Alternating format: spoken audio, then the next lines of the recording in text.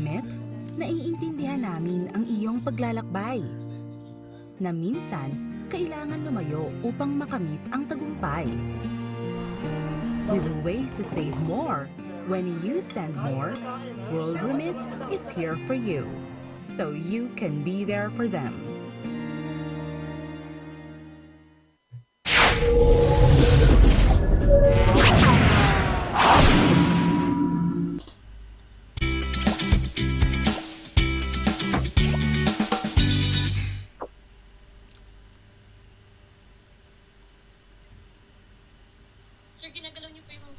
Wala akong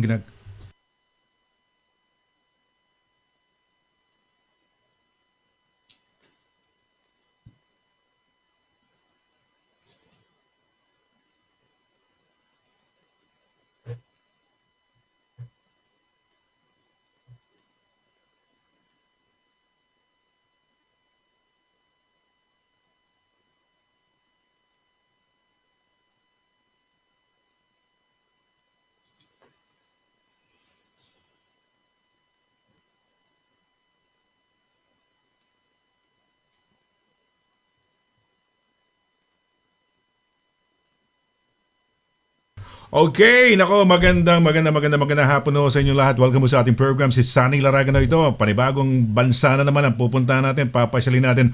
Although, second time around ho ito, second pasada ho natin, o ikot ho natin.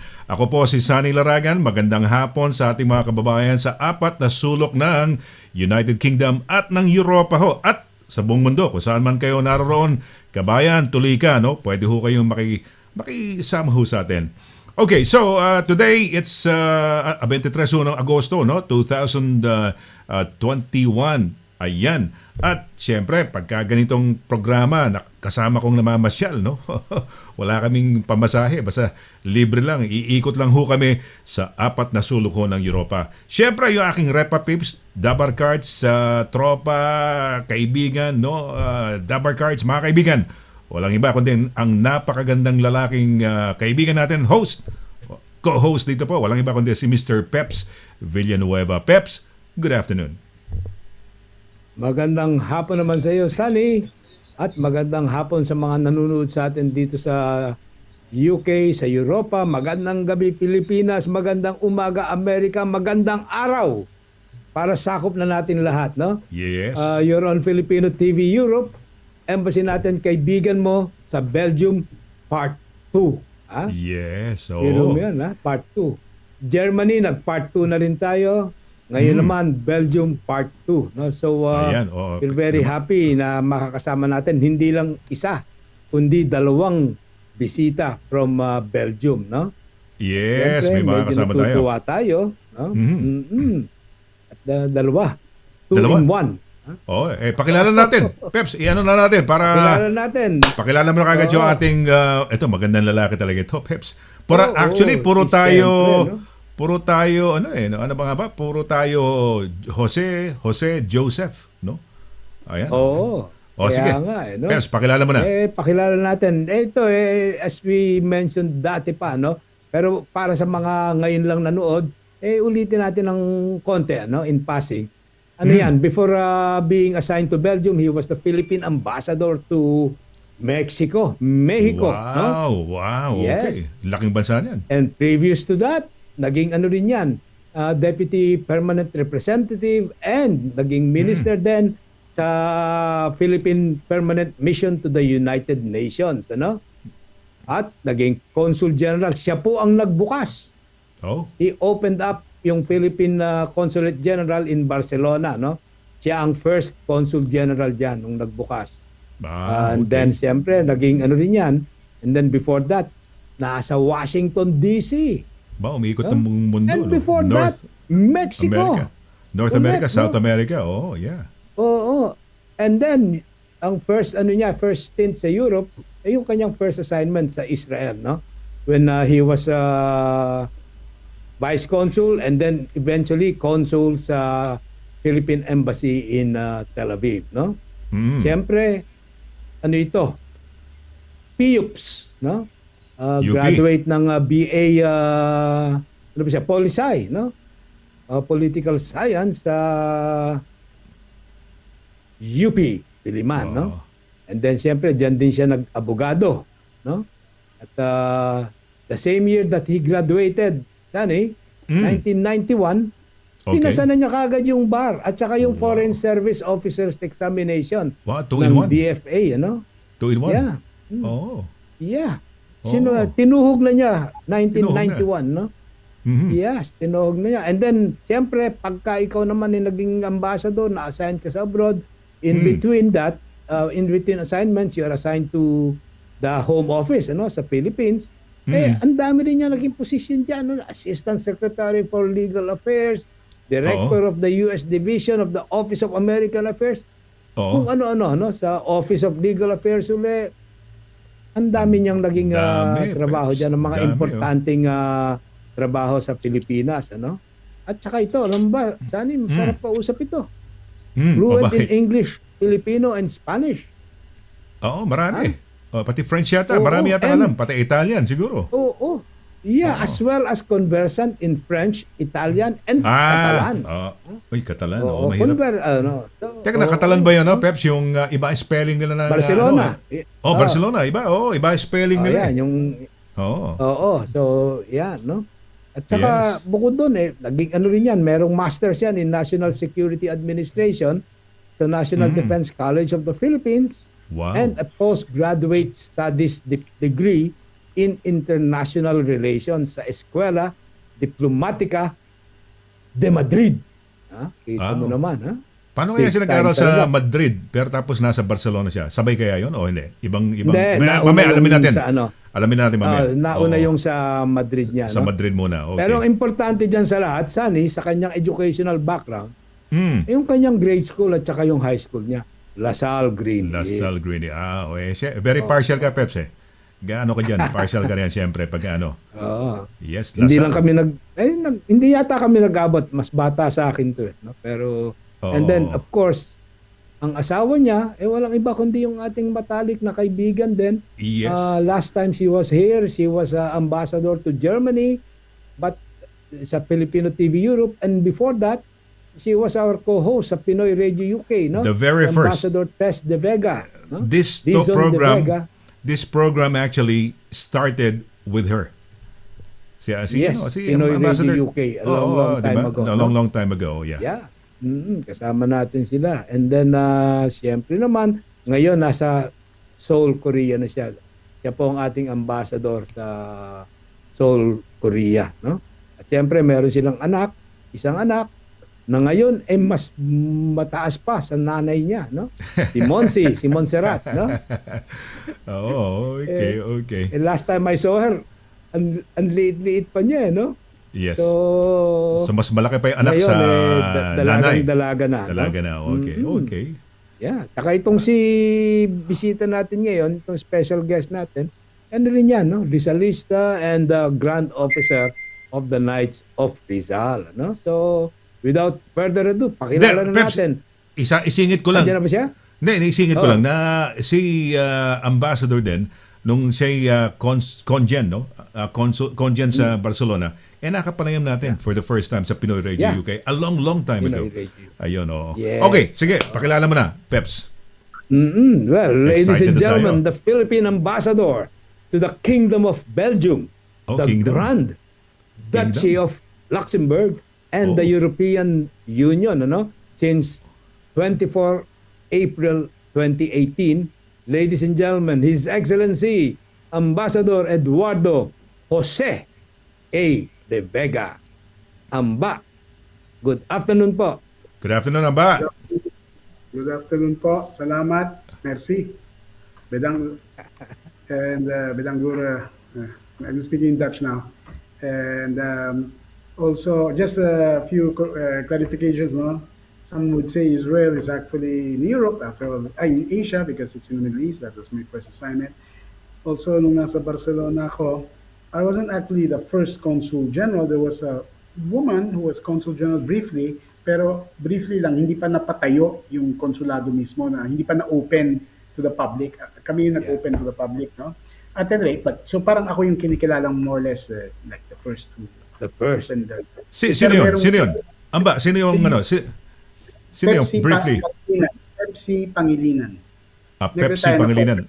Ambassador to kilala Hungary. natin yan. Naging DCM dito si Pepsi, no? And then Hungary. Naging ambassador din to Hungary yan, no? So siya ang She's pinalitan also a good friend, no? Siya ang pinalitan ni Frank. Si Franca. Yes. Ayun, And then- okay. Not, yung languages, if you speak one Latin or Romance language, hindi ganun kahirap yung iba eh. Hindi ganun kunyari. Kung marunong ka mag-Spanish, hindi mahirap yung Catalan. So, ganun no po, no? Anyway, ito sa lista. Pasensya na, naka-blue ako. Di ba? Pero, alam mo, Peps, yung Naka-blurry kami. blue, Oo. sa Pilipinas lang yun. Nung sa ibang mga lugar, kaya sa Mexico, yung lasal doon, blue din ang kulay, ha? Sa atin lang Blue, yung yeah, green. yeah. Hindi, copy Sa from Philip, Notre alam Dame. ba yun, Sunny? Sa Philippines lang green ang Lasal. It's Okay, blue okay. all over. Okay. Color. So, Pero ako, Damer kasi ako, sisingin ko lang, Damer naman ako. Sa buong mundo, Notre Dame, green ang kulay. yes. Yeah. And Oo. in Notre Dame yung sa Cotabato? Hindi, sa Caloocan. Sa Caloocan. Caloocan, sorry, sa Caloocan, di ba? Yes. Yeah, so ang nangyari, yung Lasal, some of the cheers came from Notre Dame sa Indiana, no? Sa USA. So, Yes. anyway, America. I take the opportunity. Gusto ko lang Yes. mapakilala. Sige. Kasama ko dito. Si Vice Consul Charlson Hermosura. Dati nagkasama ko na siya the first time. Yes. Nagsalita kami. Ito yung head ng aming consular section. Pagkatapos, Charlson, Consul, Charlson. Ayan. Si Miss Liza. Fellow Lasalista daw yan, ha? Ed. Sa lisa ba si Carlson ba? Carlson, no? Charlson is Lasalista. Carlson. Carlson. Oo. Charlson. Charlson. Okay, yeah. Miss Liza. Kilalang Lisa, dito yan, yung mabuhay. Cultural officer namin. Mabuhay. Si Larry. Si Larry, Fernando, Miss Doc. Bisaya. Para sa mga dinig. Dagang salamat, Larry. Mayo ka, Jud. Okay? Larry, hello. Ano position ni Larry? Amba? Sino ano position ni? Consular assistant po yung siya yung nagtatrabaho para sa mga dual citizenship, sa mga assistance national sa may problema. So kasama siya ni ano ni Charlson, no? Kapag may problemang seaman, nako, isang beses may kasama siyang seaman na kailangan iuwi sa Pilipinas, kasama niya. Siya yung sumama kahit na okay. Galing. Larry, buhay. Si Larry, yan. Si Mr. Michael Nicolas, yung aming property officer. Ilang buwan na yan hindi nagpagupit, pero alam niya nga appear siya dito, sabi ko haircut, kaya mas gwapo as usual, no? Okay. Si Michael Nicolas, Lasalista. Mabuhay. Lasalista. Animo. Okay, Lasal. Laker fan, sorry Peps. Celtic style. Okay, so, and then kasama namin ngayon yung ating Belgian Honorary Consul, representing us. Ikaw magpakilala. Yeah, sige, okay. RONNY de BLAERE. Remember, the Belgium is divided into essentially three major regions, no, or areas. The Brussels Capital Region, parang Metro Manila, kung saan tayo. Yung South, which is Wallonia, French-speaking, at saka yung North, Flanders, yun ang karamihan ng mga Filipino nandun. At yung pinakamaunlad na part ng Belgium, no? At saka Dutch yung salita doon, Flemish or Dutch. Kaya meron tayong Philippine Honorary Consul for Flanders, at pusong Pilipino yan, kahit na Belgium, may asawa siyang Pilipina, si RONNY de BLAERE, napakasipag po. Kasama po natin. Ronnie, good afternoon. Yes, good afternoon. Welcome. Good afternoon, everybody. Magandang hapon. Oh, you know some Tagalog words? Well, I try to learn, but it's not easy. Oh yeah, you're right, no, Ambassador. Kasi you were mentioning three major areas, or I don't know, regions, or how you call it. Because some parts speak French, some parts speak Dutch, Flemish, some parts speak a bit of German. And German. nawala yung audio ni ano? Ni Amba. Sandali. Hear me now? Okay, okay. Sa amin ang problema. Wala sa'yo. It's not with you.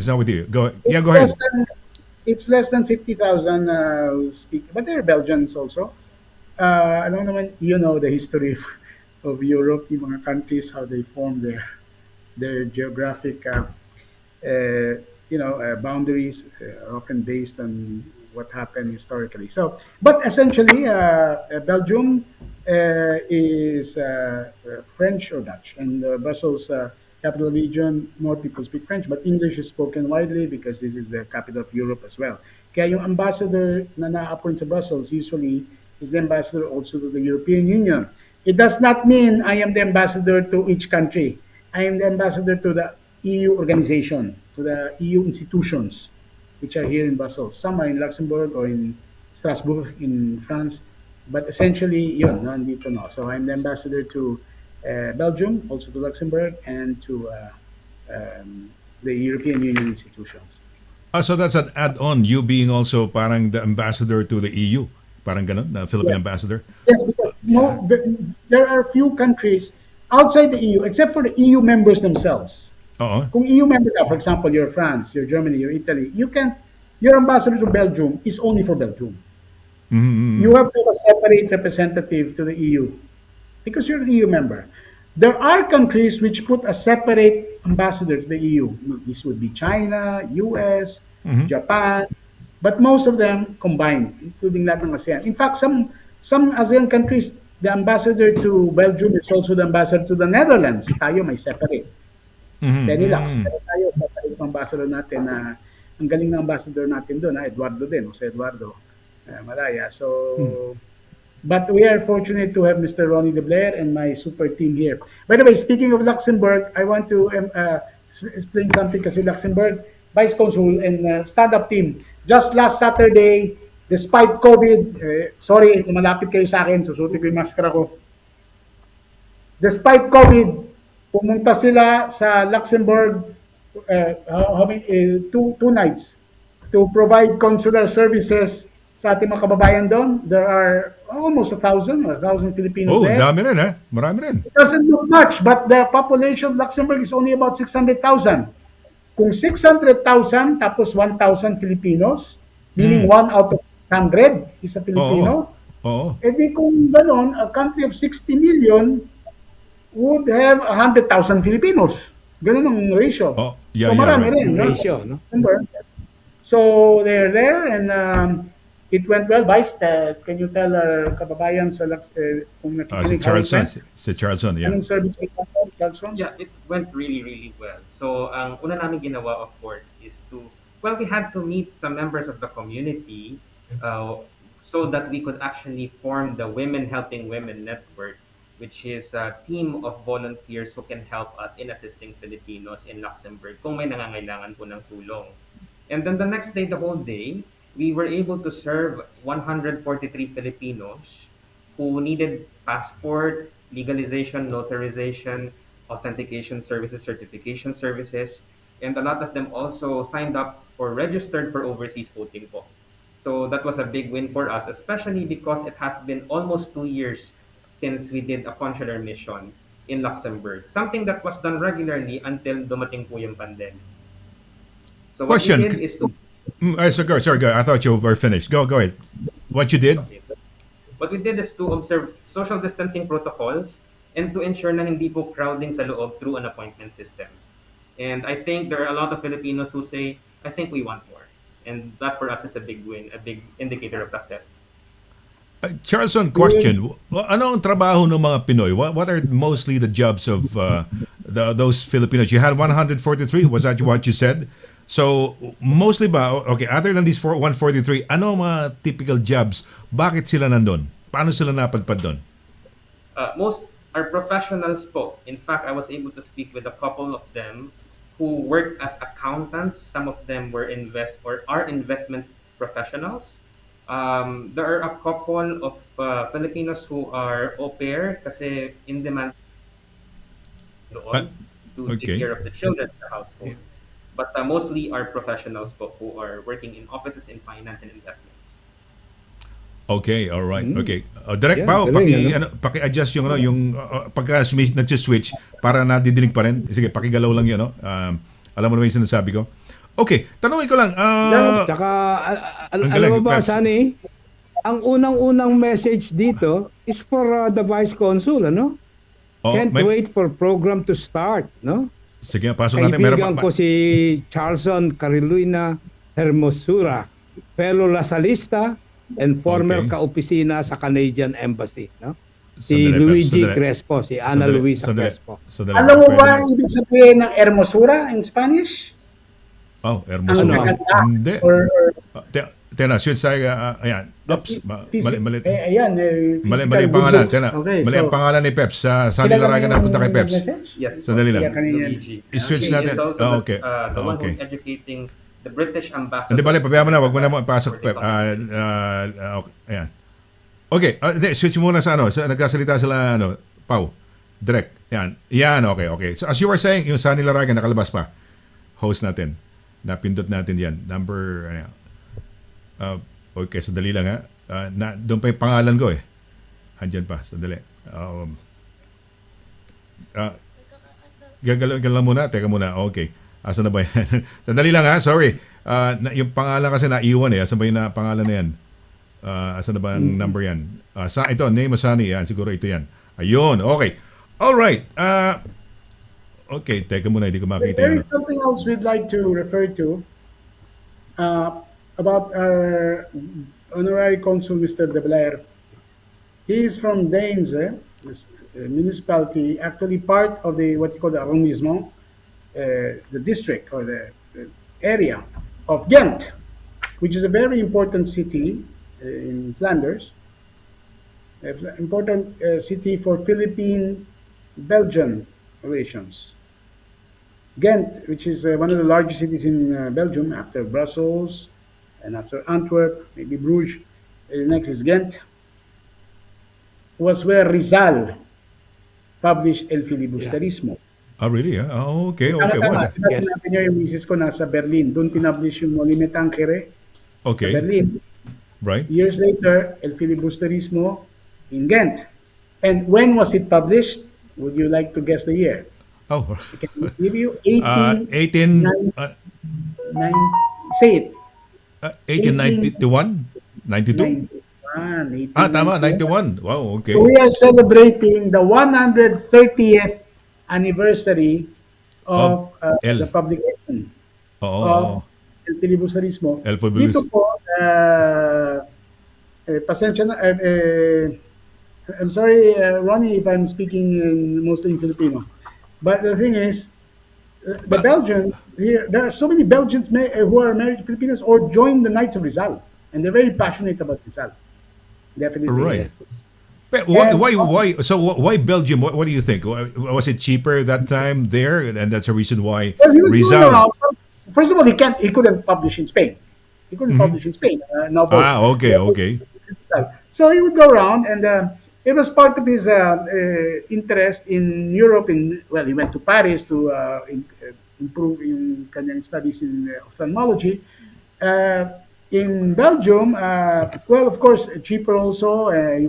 He was curious about it. There was a lady named Suzanne, No. either Jacobi o Suzanne. Hindi tayo sure sa apelyido.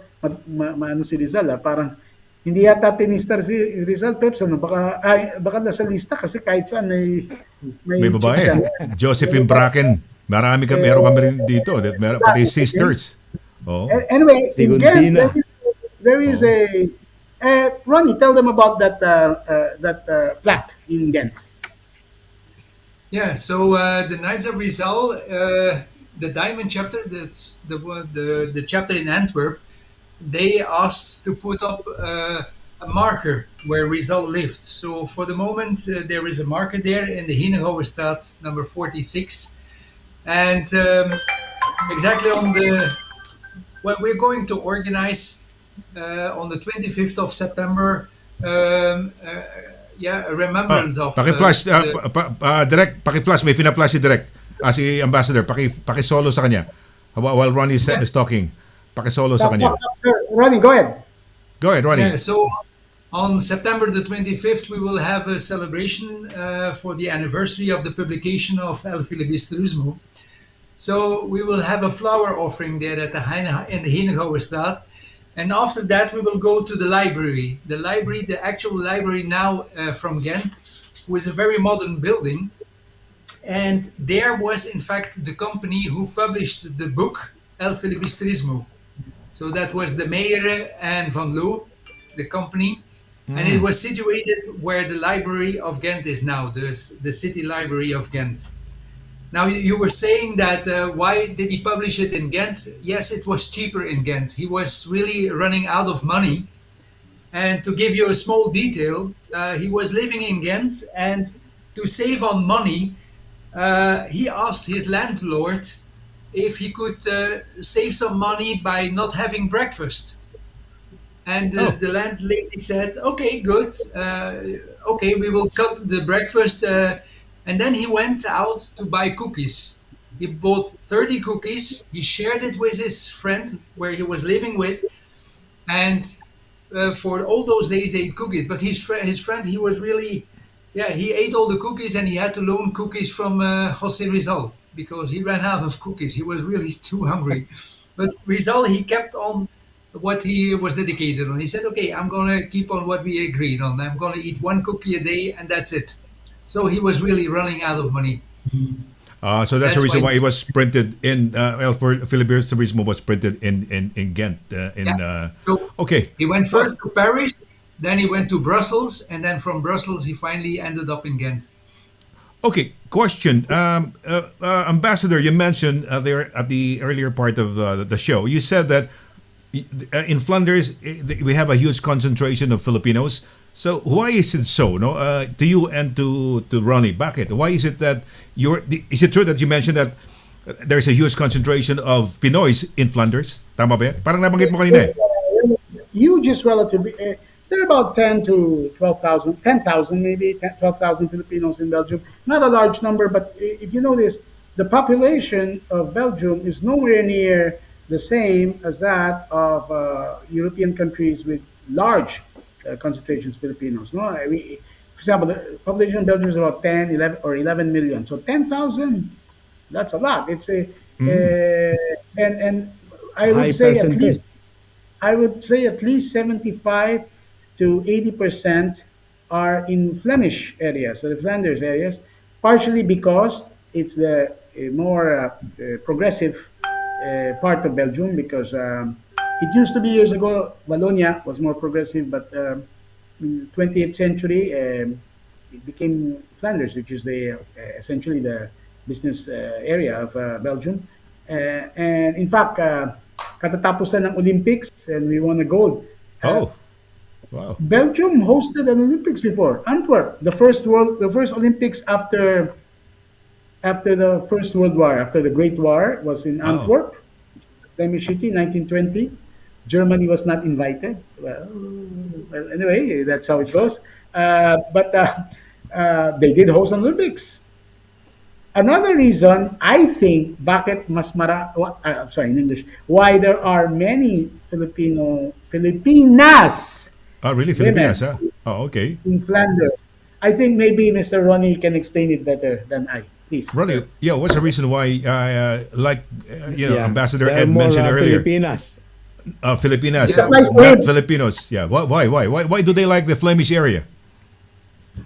Well, I think at first they ended up in Antwerp, but then they started to meet the Flemish men from all over Flanders, and they started to spread. Now, I just got the figures from the National Statistics Office here in Belgium, because before we didn't have those statistics. Since January 1, we have the statistics of the people who were born in the Philippines who are staying in Belgium now. And we have about 16,000 Filipinos who were born in Belgium, who were born in the Philippines, staying in Belgium now. So we're not talking about the second generation. So the children that were born out of those mixed families are not counted, because they are still counted as Belgians. So I 16,000? think 16,000, sir. Yes, 16,000. Many are Belgian citizens already. No, many are Belgian citizens. Maybe half of them, and many are dual citizens. So that's why we count around 10,000, but 16,000. That's an impressive number. Because that was the difficulty. Yes. Yeah, that Many was the Filipino difficulty. women. Yes. Go ahead, sir. Go ahead. Many Filipino women get married to Flemish men kasi maganda kasi mga Pilipina, di ba? Alam natin yan. Of course, Yes, yes, maganda rin yes. yung mga Belgium. Yes. Naalala natin si Miss Belgium noong 1994. Ronnie, please. About the Yes. statistics. Yeah, so I agree with you, sir, that let's say in the years 1994, we had a kind of scandal here with the criminal organization. And then a writer, Chris de Stoop, he wrote a book about it. And then our King Baldwin was involved. He wanted to know what was going on, and he wanted to know what the police was doing about it. And since then, the Belgians, they discovered the Filipinos, and yeah, so a lot of Filipinos stayed here then, and they started to marry Filipinos, and that's how the Filipinos became really popular, because the Belgians, they started to learn how Filipinos really are, and they're really, yeah, let's say Filipinos are very popular in Belgium, not only for their beauty, but also because of the way they integrate in the Flemish society, in the Belgian society, the way they are easygoing, they're hardworking people. I have people that are constantly asking to me, do you have Filipinos out of a job, because we can offer jobs to them. So yeah, they're very popular here in Belgium, yes. Can we say, Ronnie, that the reason why a lot of Filipinos are in your part of Belgium is because they find the men, the Flemish men, sexy? Would that be one of the reasons why? I don't know. Uh, You don't know, I all don't, right. consider, I don't consider myself as sexy, but Sexy personality.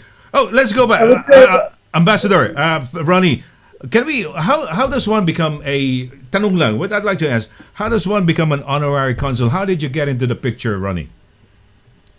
And what do I you could do? What are answer the that. services that you do? What is it? Okay, you're the honorary consul, Flanders. It says on screen. But what do you exactly do? What you know? I'll give a preliminary Go, answer, then pass it go, over. go ahead, go ahead, go ahead. I'm back.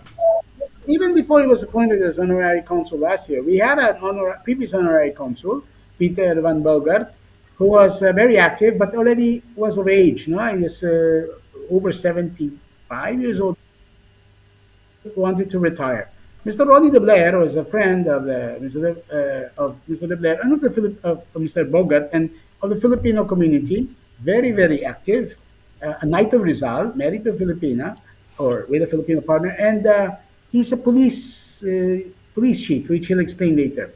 Because of that, even before he was honorary consul, he was already helping the Filipino community in Flanders and in Brussels, and helping the embassy where he could in giving assistance to Filipinos in distress. For example, in the Women Network, Filipinos who didn't have a job or needed some support from the Belgian government. So he had the connections necessary for that. And because of his passion for the Philippines and his assistance, we recommended him for the position. And he was appointed last year. And maybe, Mr. De Blaere, now I'll pass it to him.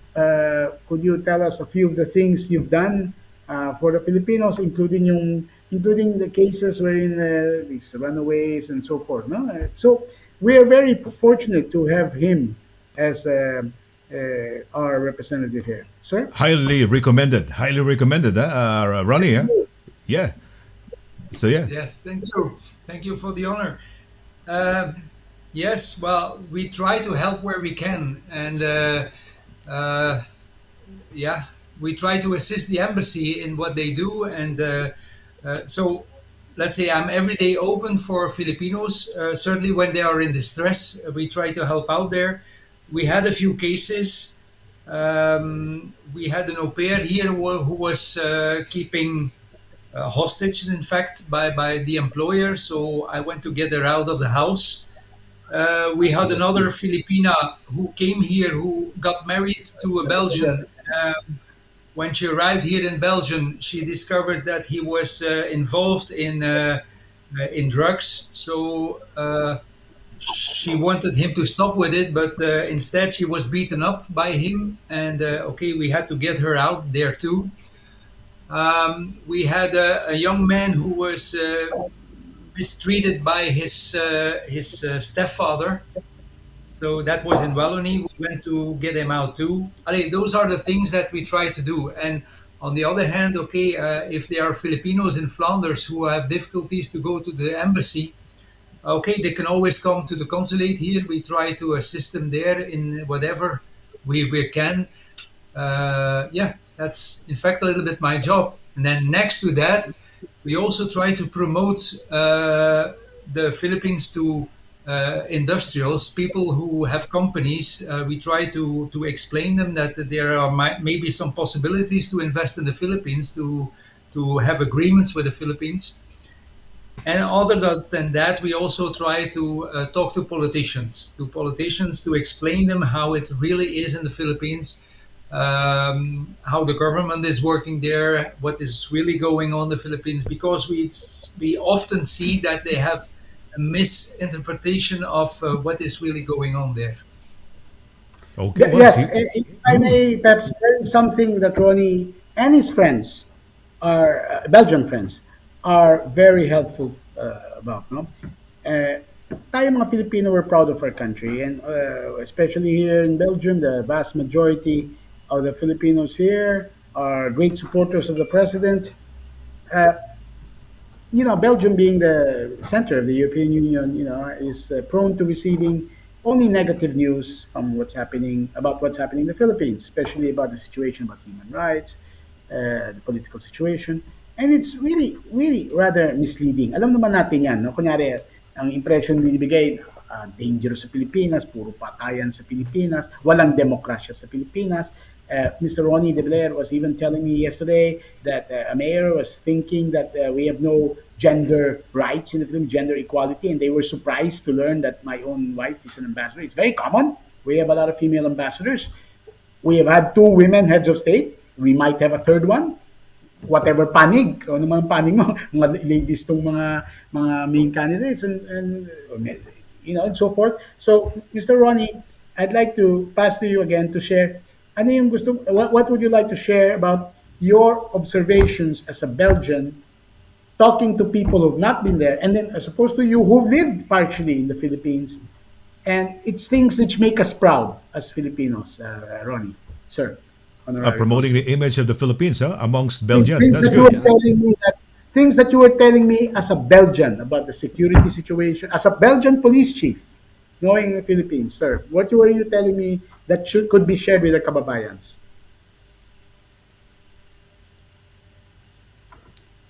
Oh, just a moment, Ronnie. We lost you.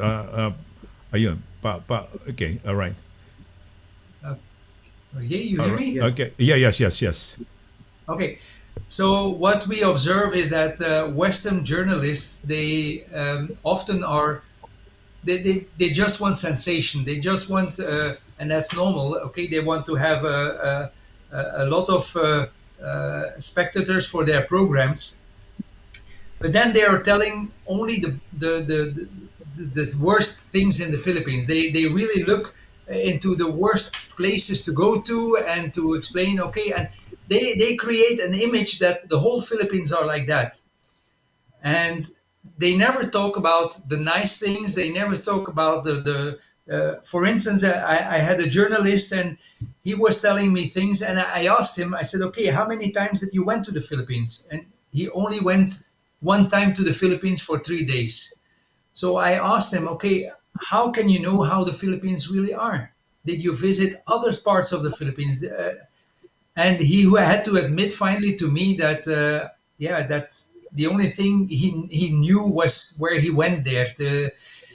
So we really have to explain to the Belgians who don't know the Philippines how the Philippines really are, what is going on there.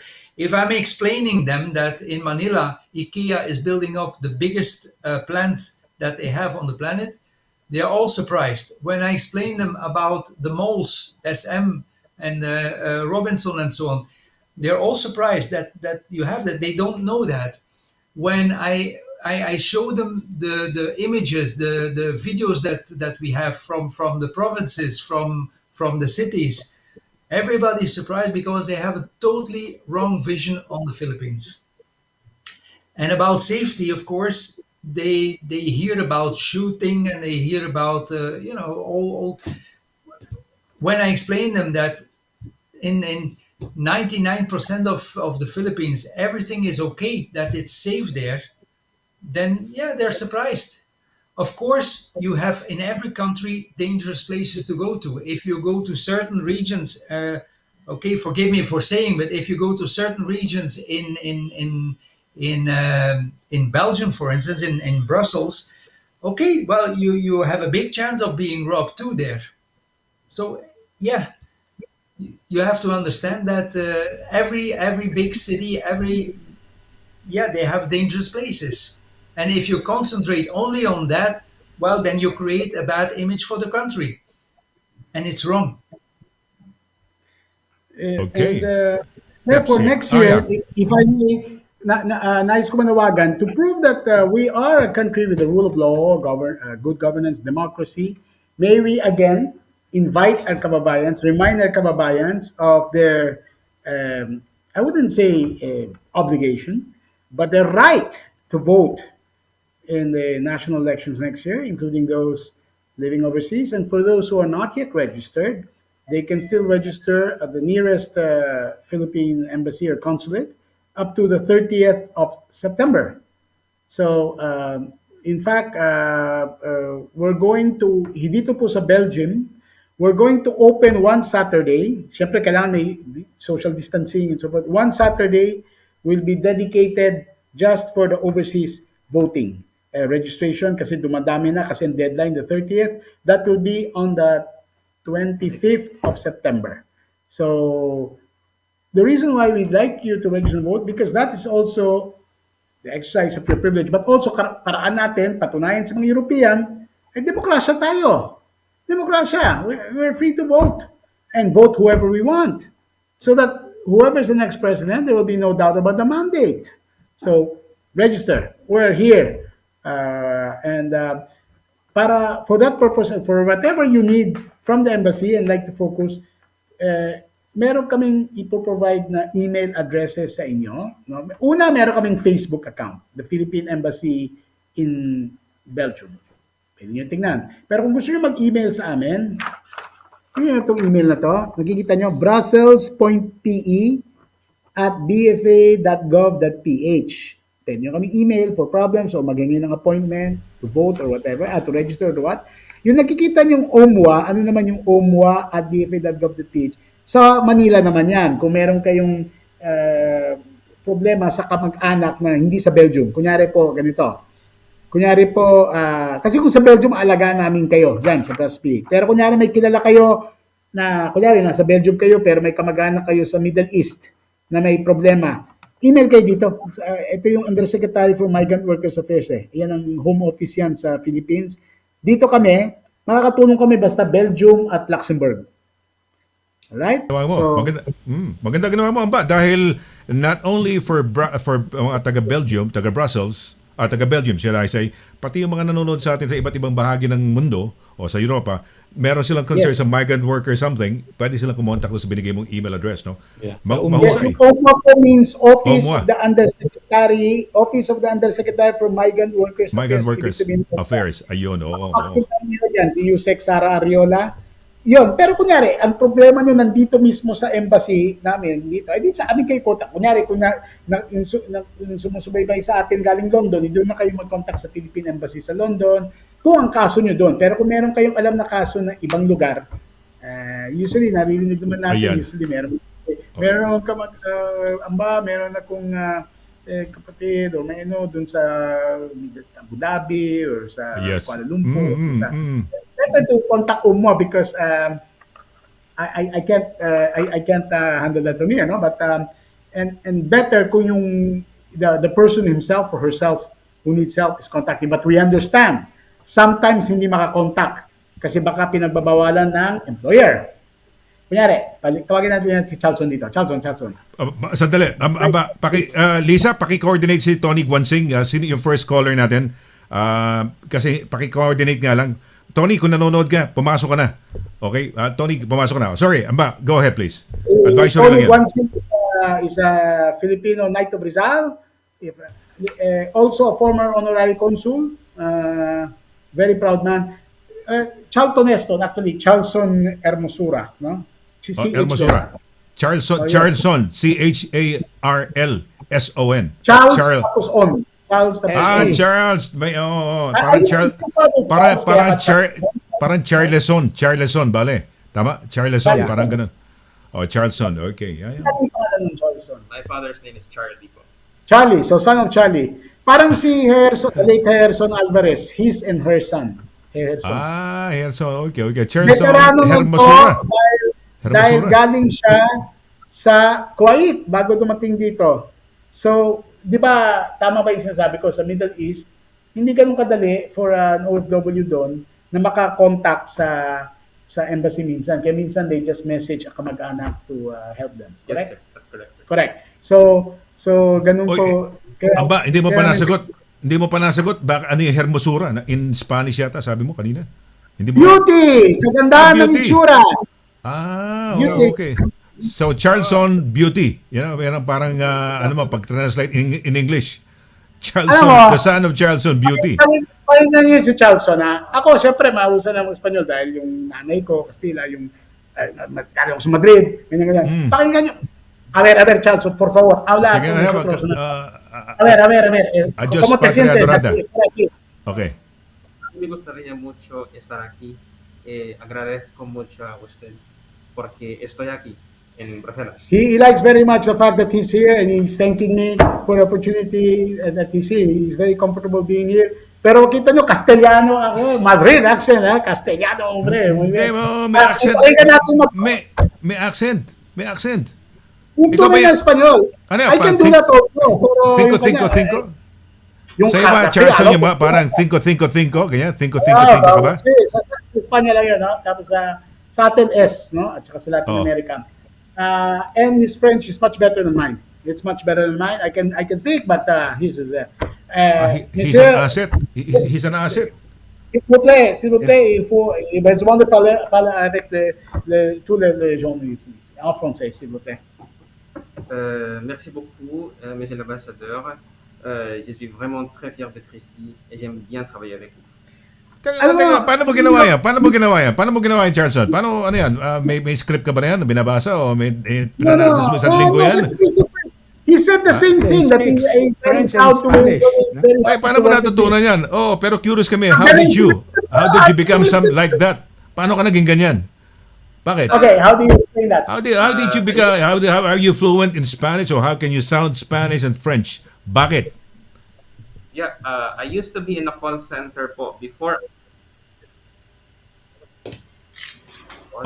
I used to also be a French teacher po. His English pretty good though too, believe me. Tara, saan ka nagturo? Sa Pilipinas o diyan saan ka nag-French, saan ka call center, saan yan? So, I worked in various call centers before and nagturo po ako ng French sa Alliance Française de Manille. Manila. Parang Kaya sila para magkasundo ni Luigi, no? Kaya sila magkasundo ni Luigi Diyos ko, kaya because naman pala. Luigi also speaks French and Spanish, di ba?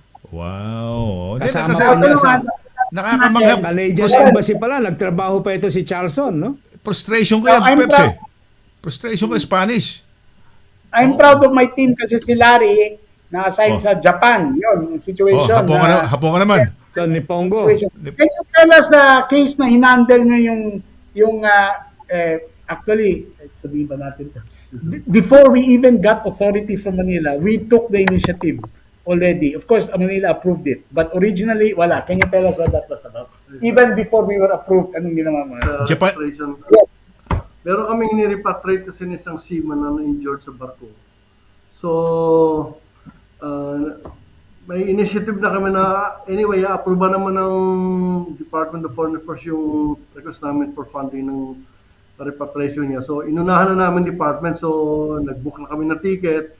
So, by the time na in-approve ng one, trustado na lahat. So, pero in advance niya, in other words, can you imagine kung hindi na, well, obviously he looks more older than me, but and all that. Pero veterano na yan and we're proud to have him. And we're also proud, this Lisa Estalilia, Uh, Magandang hapon Magandang po. hapon. Our culture officer, tell us about the work you do for women, helping women. Uy. Basically po, ang Women Helping Women ay isang or group of volunteers that we get from the community. So they are not just composed of Filipinos. We have requested some volunteers from the Belgian side and also from Luxembourg. So yung Women Helping Women Belgium, we established it in March 2019. So nabuo po namin to. We have volunteers who are Belgians also from and Filipinos who are doctors, police officers, lawyers, in the medical profession din, mga nurses, and translators. Dahil importante po yun kung meron tayong kababayan na in crisis, kailangan ma-explain sa police. And these people have volunteered. They are from different regions of Belgium na tutulong kung merong emergency, may taong kailangan ng emergency, sila yung unang makakasagip nun. And then they will refer them to the proper authorities in their area for assistance, for immediate assistance, and then they will coordinate it with the embassy para kami ay magtulungan kung ano pang kailangang assistance ng taong nangangailangan. So, yung Women Helping Women in Belgium is already well established. And just this week, nung napunta kami, nung last week sa Luxembourg, inumpisahan po namin yung Women Helping Women Luxembourg. Although konti lang po ang tao doon, we noticed kasi na dumadami na rin po ang au pairs. And there is a possibility that we will also have more cases of violence against women or unfair labor practices. So, naghanda na rin po kami and it was well received by our kababayans and they are even asking their associates, mga friends in the Luxembourgish community to be on board and help us in this endeavor. So yun nga Galing. po. I'm fortunate to have a super team. I'll turn over next year. I'm due to be recalled next year on second quarter. So the embassy will be in good hands with Charlton Heston here and the rest of the community, the team at the embassy. Amba, I would like to congratulate your team dyan sa Philippine Embassy in Belgium because yung mga ibang nagtatanong sa comment section natin sa live feed sinasagot na nila, no? Like yung question ni Jeza, ni Christoph, no? Sinasagot ng ating Philippine Embassy in Belgium already, no? So maraming congratulations sa team mo diyan at ang bilis nilang sumagot, no? So ayan. May nagtanong po naman. yung kung ayaw pa mag-dual citizen, kung hindi pa dual citizen, mga kawiba. First, we're still encouraging you to take your oath.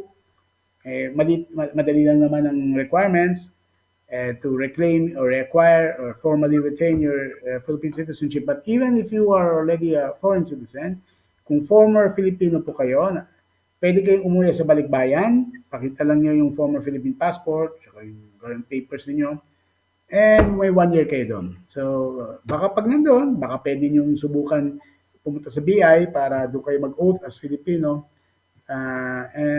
Kasi po, because of the COVID, marami nagtatanong, gusto makapunta Pilipinas, na Belgian, no, na foreigners, hindi po pwede. Pero mga former Filipino citizens or mga foreigners na kamag-anak, mga may asawa or anak or parents ng Filipino, pwedeng makapunta, no? But we would encourage people to take their oath and reacquire their Philippine citizenship so that they could also vote. They will also register and vote. Belgium allows dual citizenship, for which we are grateful, and so that alam po isang tanong po yun, no? So that's our answer now. Dahil yung nagtanong about her fiancé, no? Okay, Na Peps, Belgian. Peps, bago natin muna yung mga questions, pasok na kagad natin muna itong una nating sa Tony Guansing, kanina pa naririyan. Tony, magandang hapon sa iyo. Welcome sa ating program.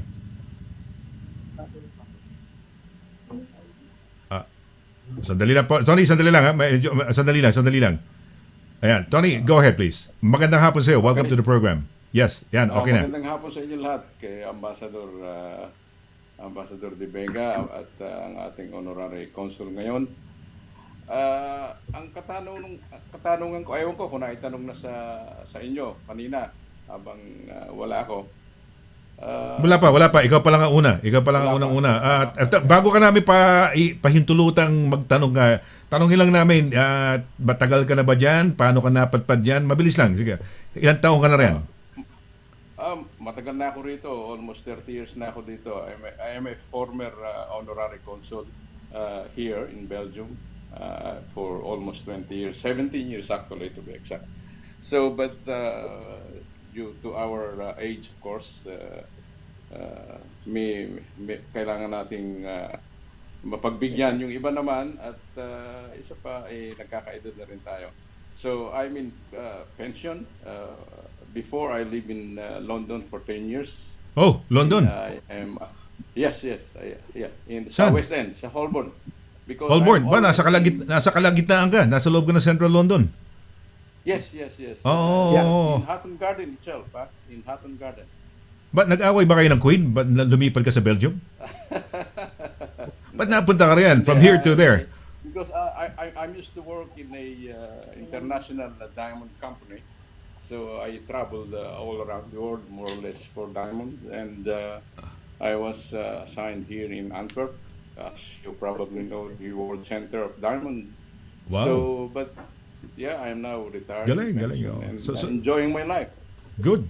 So the reason why it's work pala, kaya ka napadpad yan. Stayed on and then for the past 17 years ba? How many years naging ikaw ang honorary consul? Honorary So- Consul. So I have a lot of contact, especially to our kababayan. Ang madalas ko marinig sa kanila, this is very, very, I think it's a very serious concern. Considering the quarantine in Manila, in the Philippines, especially for the couples. Bakit kailangan pang magkahiwalay sila ng kwarto? Yun ang, ewan ko kung masasagot kung may makakasagot sa inyo yan. Baka may kasagutan kayo. Bakit sila magkahiwalay ng kwarto samantalang mag-asawa sila? Tony, kung hindi masagot, okay lang sa'yo, no? Dahil baka wala sa competency o within the ni ambassador to comment on that, no? Pero ambassador, bakit daw pag pumupunta mag-asawa pinaghihiwalay? Gusto nila magsama. Surprise po sa akin yan, dahil pinagsasama You mentioned yung pinagsasama sila So, Magkahiwalay daw, ambassador. So they wanted to be together. yes. To have a good Actually, example. hindi po totoo na yan pinaghihiwalay yung mga pupunta. Kasi dalawang instance po yan. First, halimbawa kung kung OFW na meron kaming experience dito na umuwi ng Pilipinas nung just last month, mag-asawa sila, magkaparehas ang apelido nila sa passport, parehas silang OFW undocumented. So pagdating daw sa Pilipinas, pinagsama sila doon sa quarantine hotel. Ngayon siguro yung ibang case na hindi nagkahiwalay sila dahil malamang dito kasi sa Belgium yung babae ginagamit niya yung maiden name niya sa passport. Ngayon sila lalaki, siyempre kung hindi magkatugma yung apelyido nila, walang evidence, hindi sila paniniwala na mag-asawa sila. Yun ang most probable yan, sir. Most probable explanation. Tony, sino yun? Kapitbahay mo? Yan ba'y nakuha mo ng balita? Saan mo nakuha yung balita na yan? Yes, this is a first-hand information. Ito, pamangkin ko mismo. They live in Qatar. I mean in Abu Dhabi.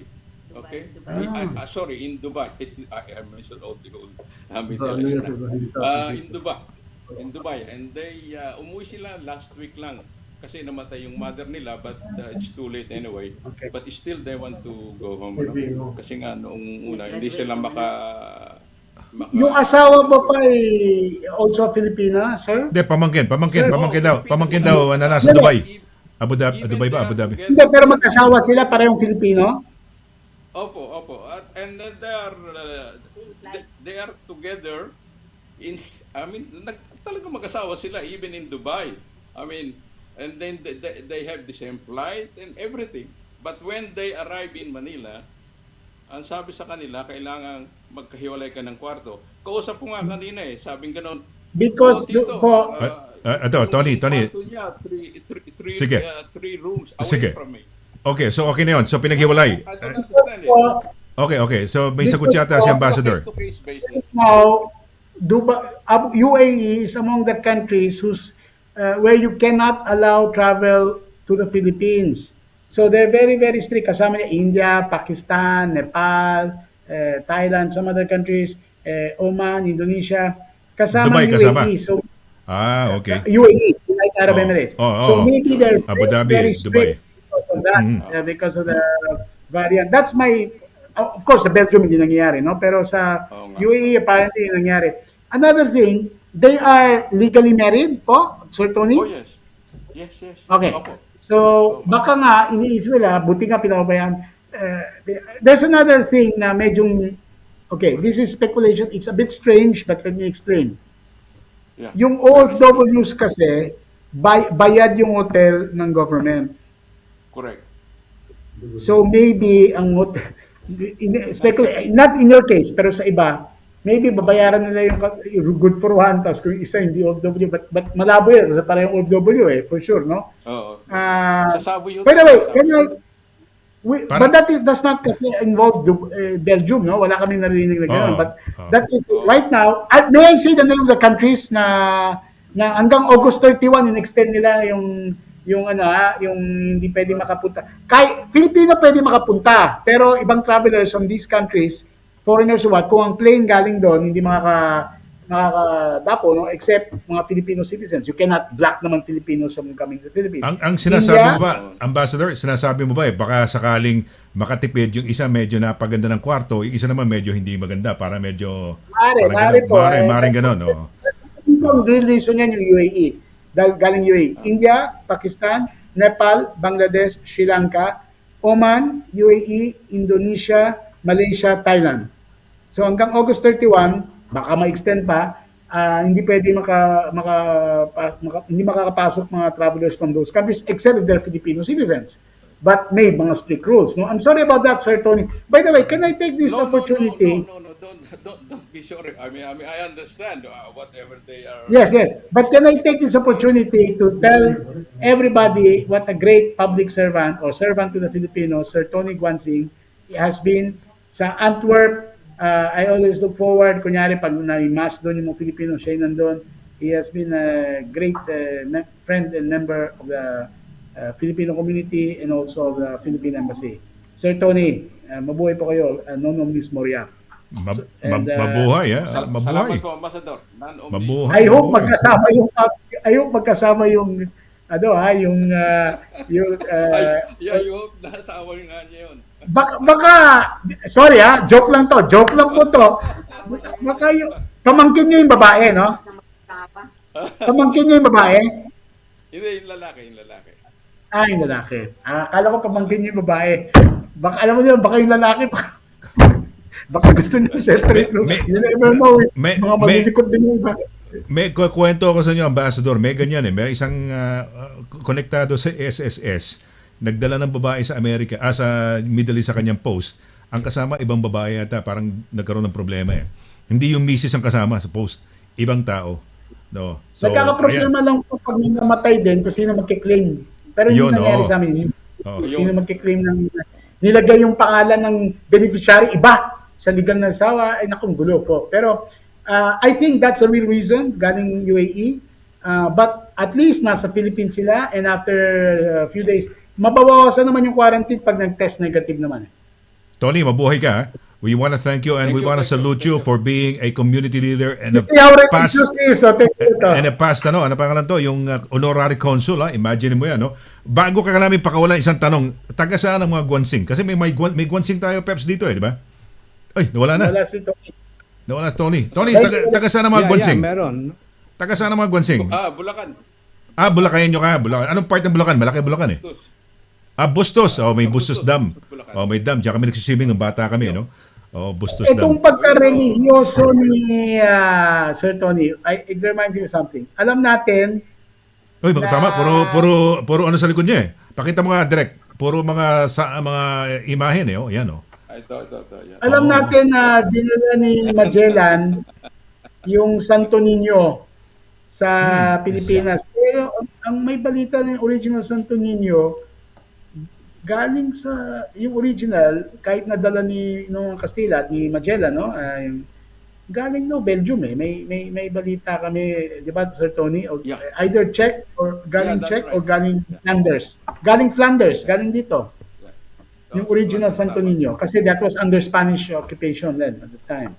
Yeah. So Alam mo, Peps, maganda kausap to si Ambassador. Parang to si Ambet Ocampo at saka si Manuelito. Oo. Sino yun? Yung Ano yan? Quezon the Third ba yun? Ano pangalan? Quezon?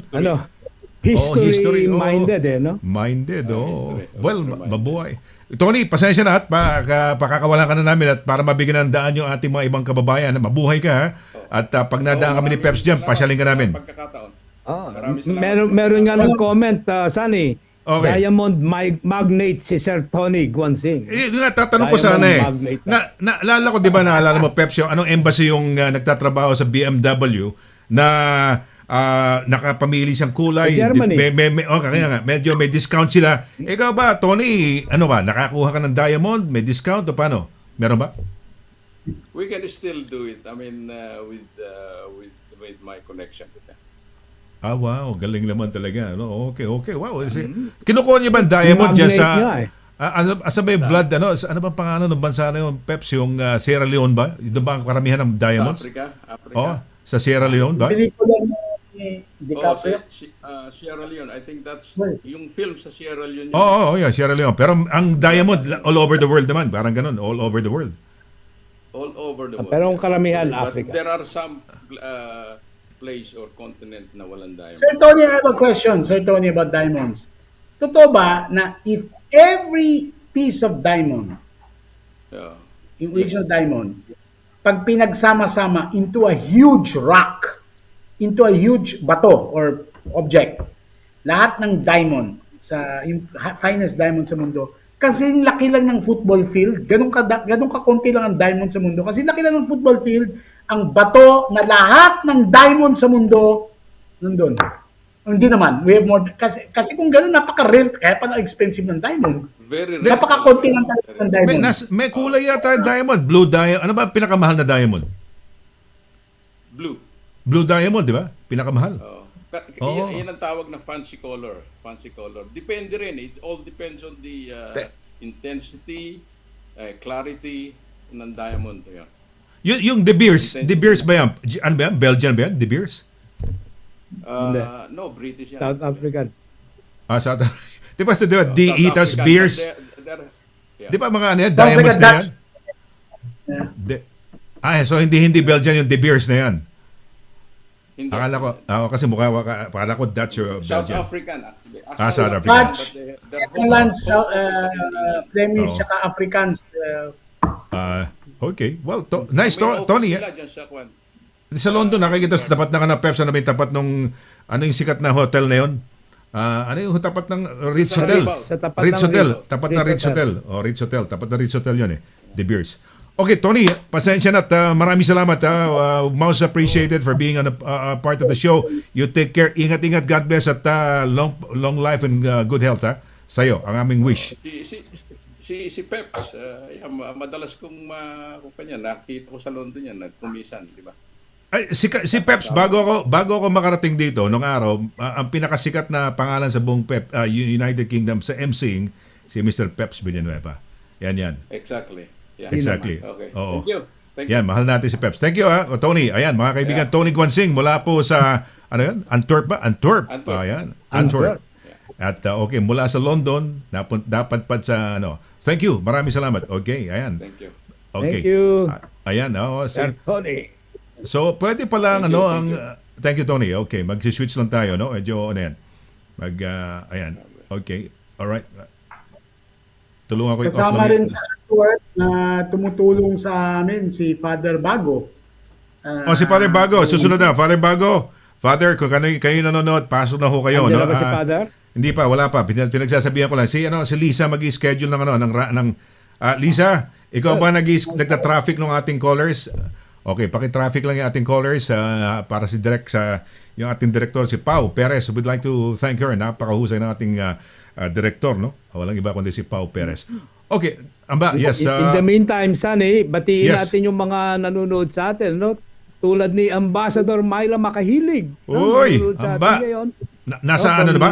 I think Nasa na ba? she's still in Manila. No? Naku, tagal naman. Nasa Manila Wala pa na. siguro yan. Wow, nainip na ako, Ambassador. Oo. Oo. Punta ka na ng gusto ko Vatican, no? Punta ka na ng Vatican para From mapasyalan ka namin. From Wimbledon, Emmeline Rafael. From Everett, Washington State, no? Number two. Fernandez. Sandali, sabihin ko lang muna kay Direk. Number 2 para simulan. Unahin na si Oliver. Andiyan, pwede maipasok ni Peps. Sandali yan. Ito. Sige, pasok mo na yan. Akala ko clinic mo na yun. Hindi mo pa na-click yata. Sandali, asan na ba yung grupo? Andyan Yan, din pasok. si Ayan. Ann Patrice Bonjour. B. Ayan, Martin, bonjour no? po kuya. Bonjour po kuya Sonny Peps. At sa ating makisig na Ambassador Ed.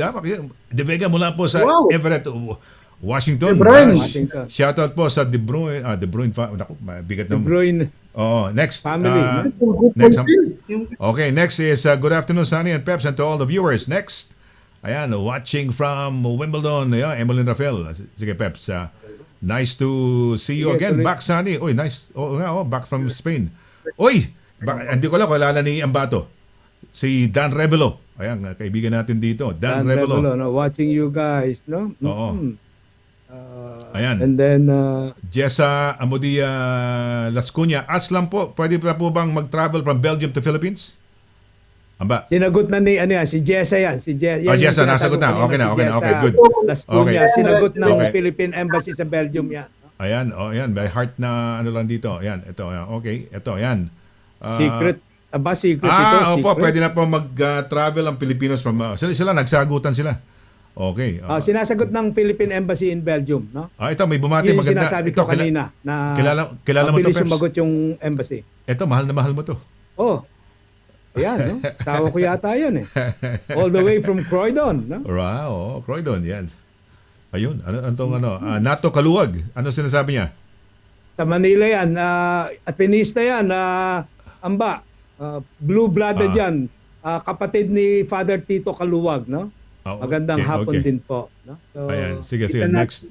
One big May question kanina. Parang may question kanina. Parang nauna ako nakikitang si Joe Cruz nanonood din. Ano? I mean Thank Belgian you, Joe. engaged. Ayan. I mean Belgian engaged. Ito.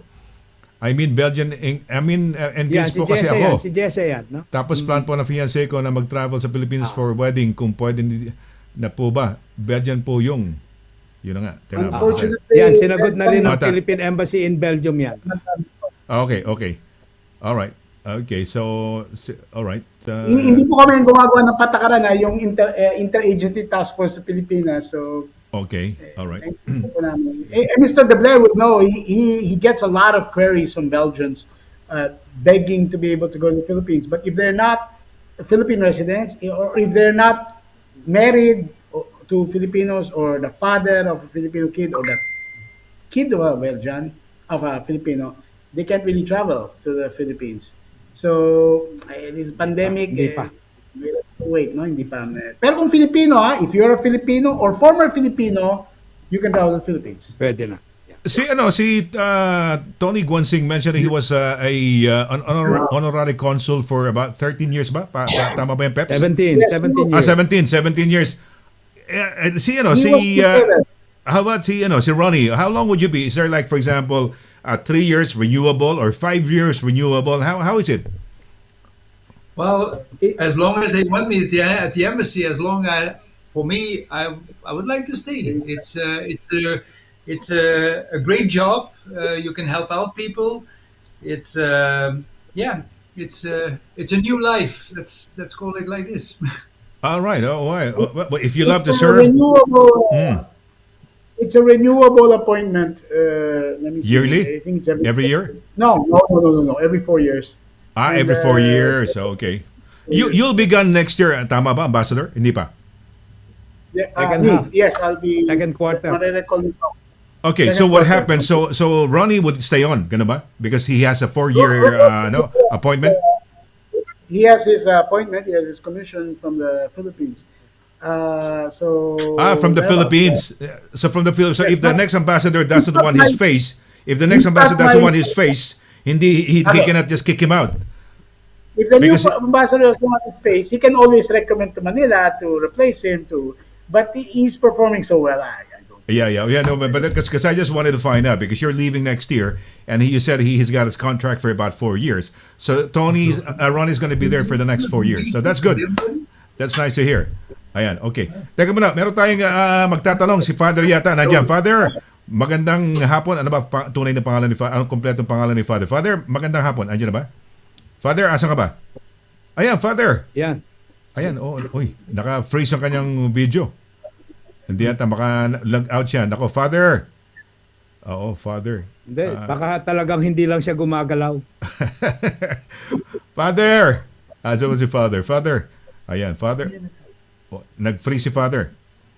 Father, pasok ka lang ulit. Kanina gumagalaw si Father. Oo nga. Oo nga, okay. Si Jim Rebong, Knights of Rizal, Belgium.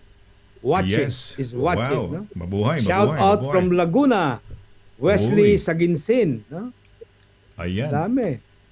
Okay. Si Ana Luisa Crespo. Magaling talaga. Si Carson Carolino Hermosura. Kaya kaibigan ko siya. Hello, Honorary Consul. Sa mga pangalan niyan, hindi ko natin makita. Pakibaba lang direct Ito, para galing makita kay natin. Cora Carsola ito. Baba mo to. Baba to. Hindi ko makita yung Yun, Cora Consul. Ayun, si Peps nakikita pala. Sige, hello. Yan. Baka ba sa Peps? Sige. Habang hinihintay natin si Father. Hello, Honorary Consul, Ambassador Ed, and all in Belgium, Sir SONNY, PEPS. No? Yan, from Cora Carsola. Tiga London po yan. No? Ayan. Tiga UK. Ayan. May tanong dito. Ano po need para mag-dual siguro, sa dual? Sinagot Ayan. na rin ng Philippine Embassy sa Belgium yan. Hindi, para sa kapakinabangan ng ating mga nag-review, baka hindi sila nakano. Kailangan lang pakita nyo yung birth certificate nyo from the Philippines, pagkatapos yung Belgian naturalization papers niyo. Ano ulit? Pakiulit to, Ambassador. Paano yun? Philippine birth certificate kasi kailangan namin malaman na Filipino talaga kayo noon. Nung araw. Kung dala kayo yung mga old Philippine papers nyo, like your old passport. Pero mas importante yung birth certificate. Madali naman kunin online yan galing sa Philippine Statistics Authority, pwedeng online. And your Belgian naturalization papers. Binibigyan ng Dala mo lang. So, yun lang. Okay. Alright. So, At ang maganda dito, Sunny, ipinost ng Philippine Embassy in Belgium yung mga requirements, no? In okay. PDF form. So, i-click lang po nyo doon sa comments, go to the comments, ayan. para Pinasok pala. makita nyo yung actual form, no? Yung yun, requirement. meron yan. Ano ba to? Yan ba yan? May parang... If I may, Go ahead. Pinost nila, no? Go ahead, Amba. Go ahead, if you may. may I clarify, there was hindi ko na sabihin, there was a senator some years ago who was telling the DFA bakit may nababalitaan daw siya, nagreklamo bang Pilipino, humingi ng allegiance fee ang Philippine government para so that the Philippine government is asking, the Philippine embassy or the Philippine whatever is asking an allegiance fee for Filipinos to get the right to reclaim their Philippine citizenship. Sabi ng senator na to, no? Okay. Hindi pala totoo. It's not an allegiance fee. That is the normal fee for consular services because when you take an oath, it's like you are notarizing a document, so there's a fee for that. It's not a fee that you pay to prove this is my fee to the government. Fee lang. No, it is a fee for services for Tama. for Tama. notarizing the paper tsaka pinapadala yan sa immigration. So it's not that expensive anyway. It's 45 euros. So 45 euros. Yeah, fee yan. Fee yan for hindi allegiance fee yan, kundi fee for the services. For the doing services. for the services. Dahil may may notarial pa yan, kompleto yan. because Okay. mag-oath kayo eh. Yes. Tama yan. Okay, andyan na siya, no? Biglang na-flash si Father. Father, ano ba pa niyo? Mga OP, Dominican, SJ, ano ba tawag doon? Anong ho kayo? SBD? Anong mga order? ganun? Order, Anong order? Wala po. Kami po ay Secular. diocesan priest. Diocesan priests. Priest, oo. Ang passport nyo, ang visa nyo, religious, parang gano'n? Religious something? Hindi. Ano ho passport nyo? Belgian na rin ho ako dito. Ganun ho ba? Okay. Oh, nice. Well, mabuhay. Matagal na pala. 20 years ba? Tama pa, Pep? Sabi niyo, 20? Okay. Ayan, well, that's nice. Also a Knight of Rizal. Knight of Rizal. Oo. Bakit kulay green ang nasa likod nyo? Madalas ba kayo mag-video? Parang may green screen kayo, ganyan? Oh, yung nung dito pong pandemic, nung bawal ang misa sa simbahan, dito po namin ginagawa. Kaya pala PEPS naka-green screen siya. Virtual. Oo. So, ano usual background mo? Ano usual background mo para kunyari nasa nasa Belgium talaga na parang shot ng ano? Anong nasa back? Dito po sa kaya lang dito lang ako sa Diyan ka lang tumayo, diyan ka lang pumuesto. Okay. Akala ko green screen. Okay. Okay, Father, sige po, baka may tanong kayo siguro, sa sariling tanong o on behalf of your kababayans diyan sa Belgium. Go ahead, please. Ako po ang namamahala at dumadalaw sa mga sima natin at siya alam ng ating ambassador.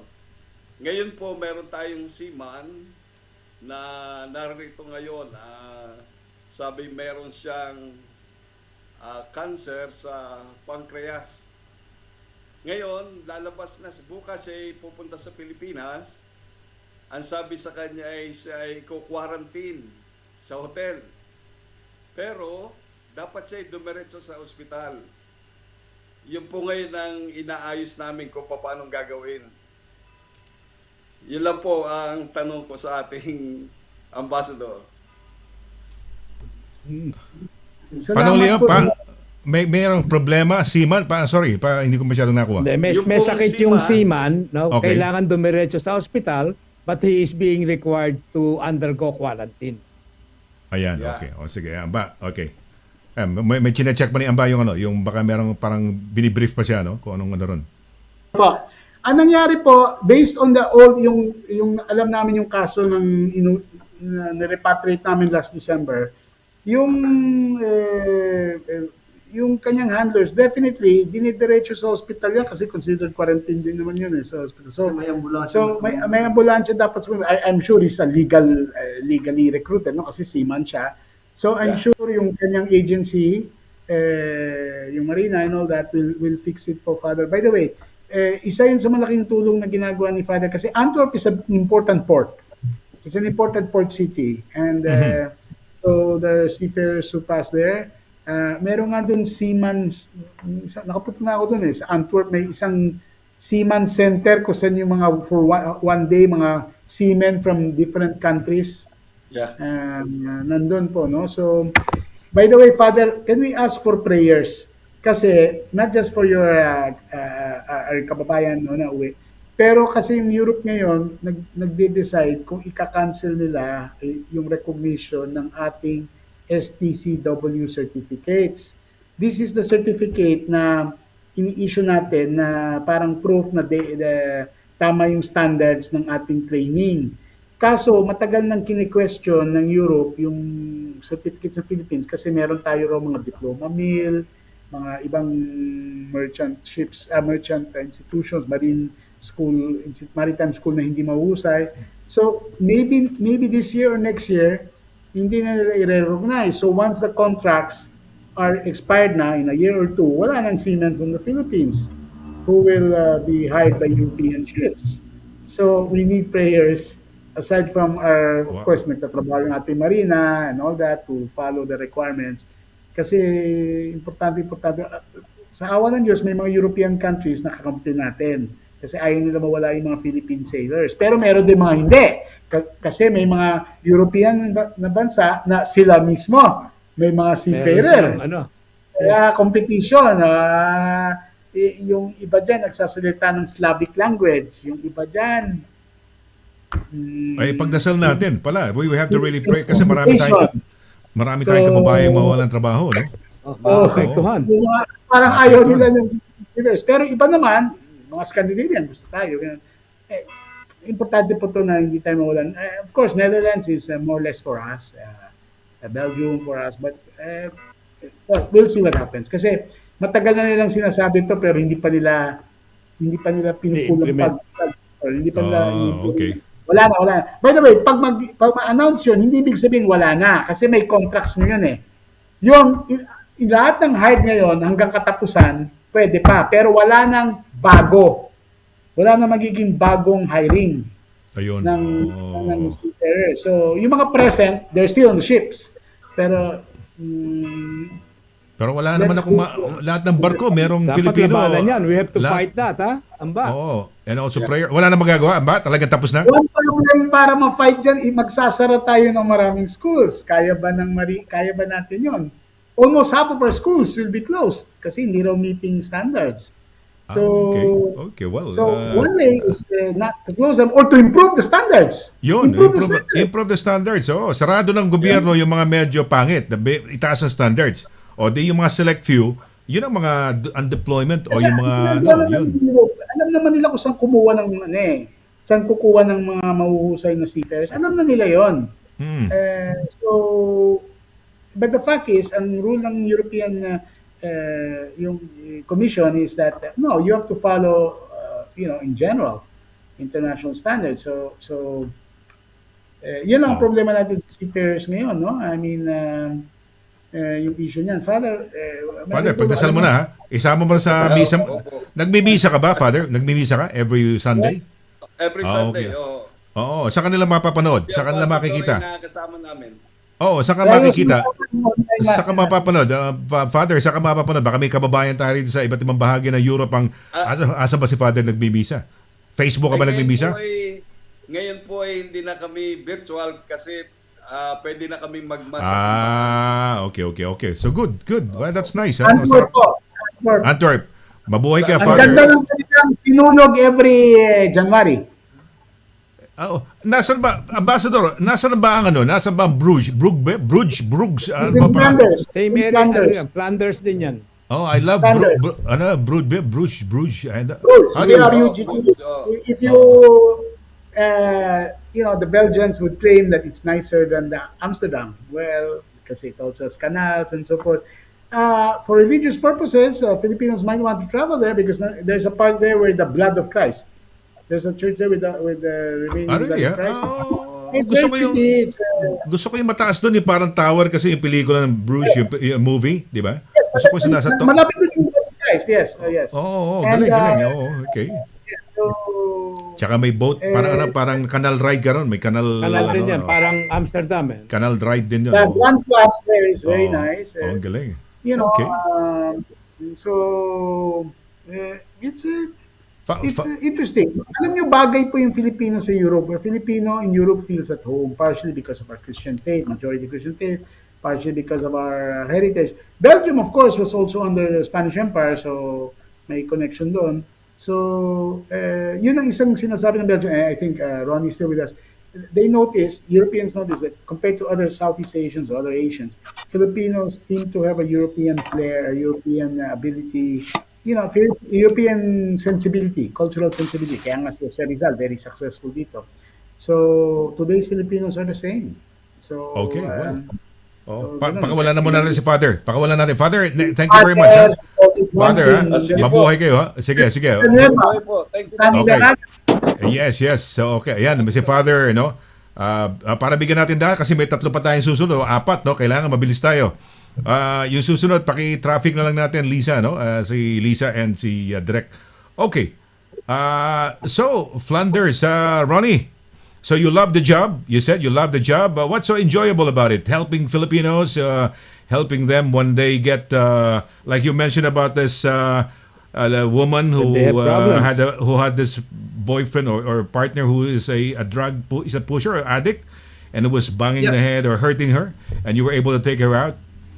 So So go ahead. Sorry. And my question was being a police inspector or police officer helpful in doing so, because you had this very commanding power. Hey guys, bring out the girl. Is that how you were? How were you treating? No, how no, were you?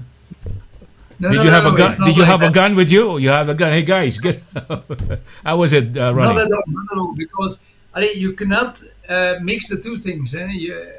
When I was still working, now I'm retired now, but when I was still working at the police force, you cannot mix the two things. Or you are an honorary consul, or you are a police officer.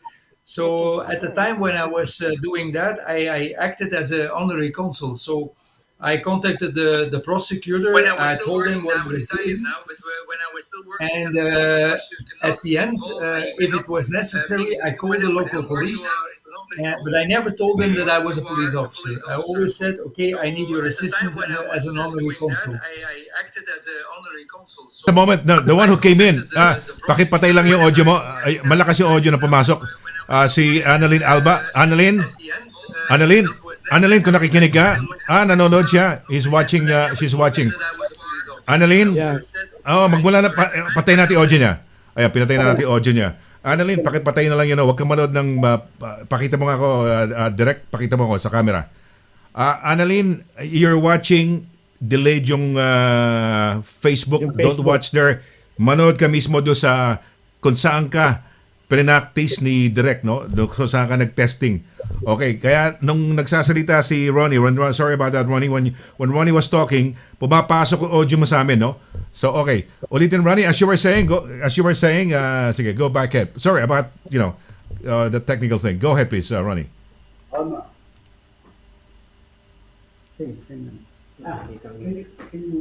Nawala yung audio ni Ronnie. Sana ang audio ni Ronnie. Direct, asan ang audio ni Ronnie? Sorry, Ronnie. We cut you. Yan. Okay. Go ahead, please, Ronnie, if you can continue on. You hear me now? Thanks. Yeah. You hear me? Okay. Yes, fantastic. Yeah.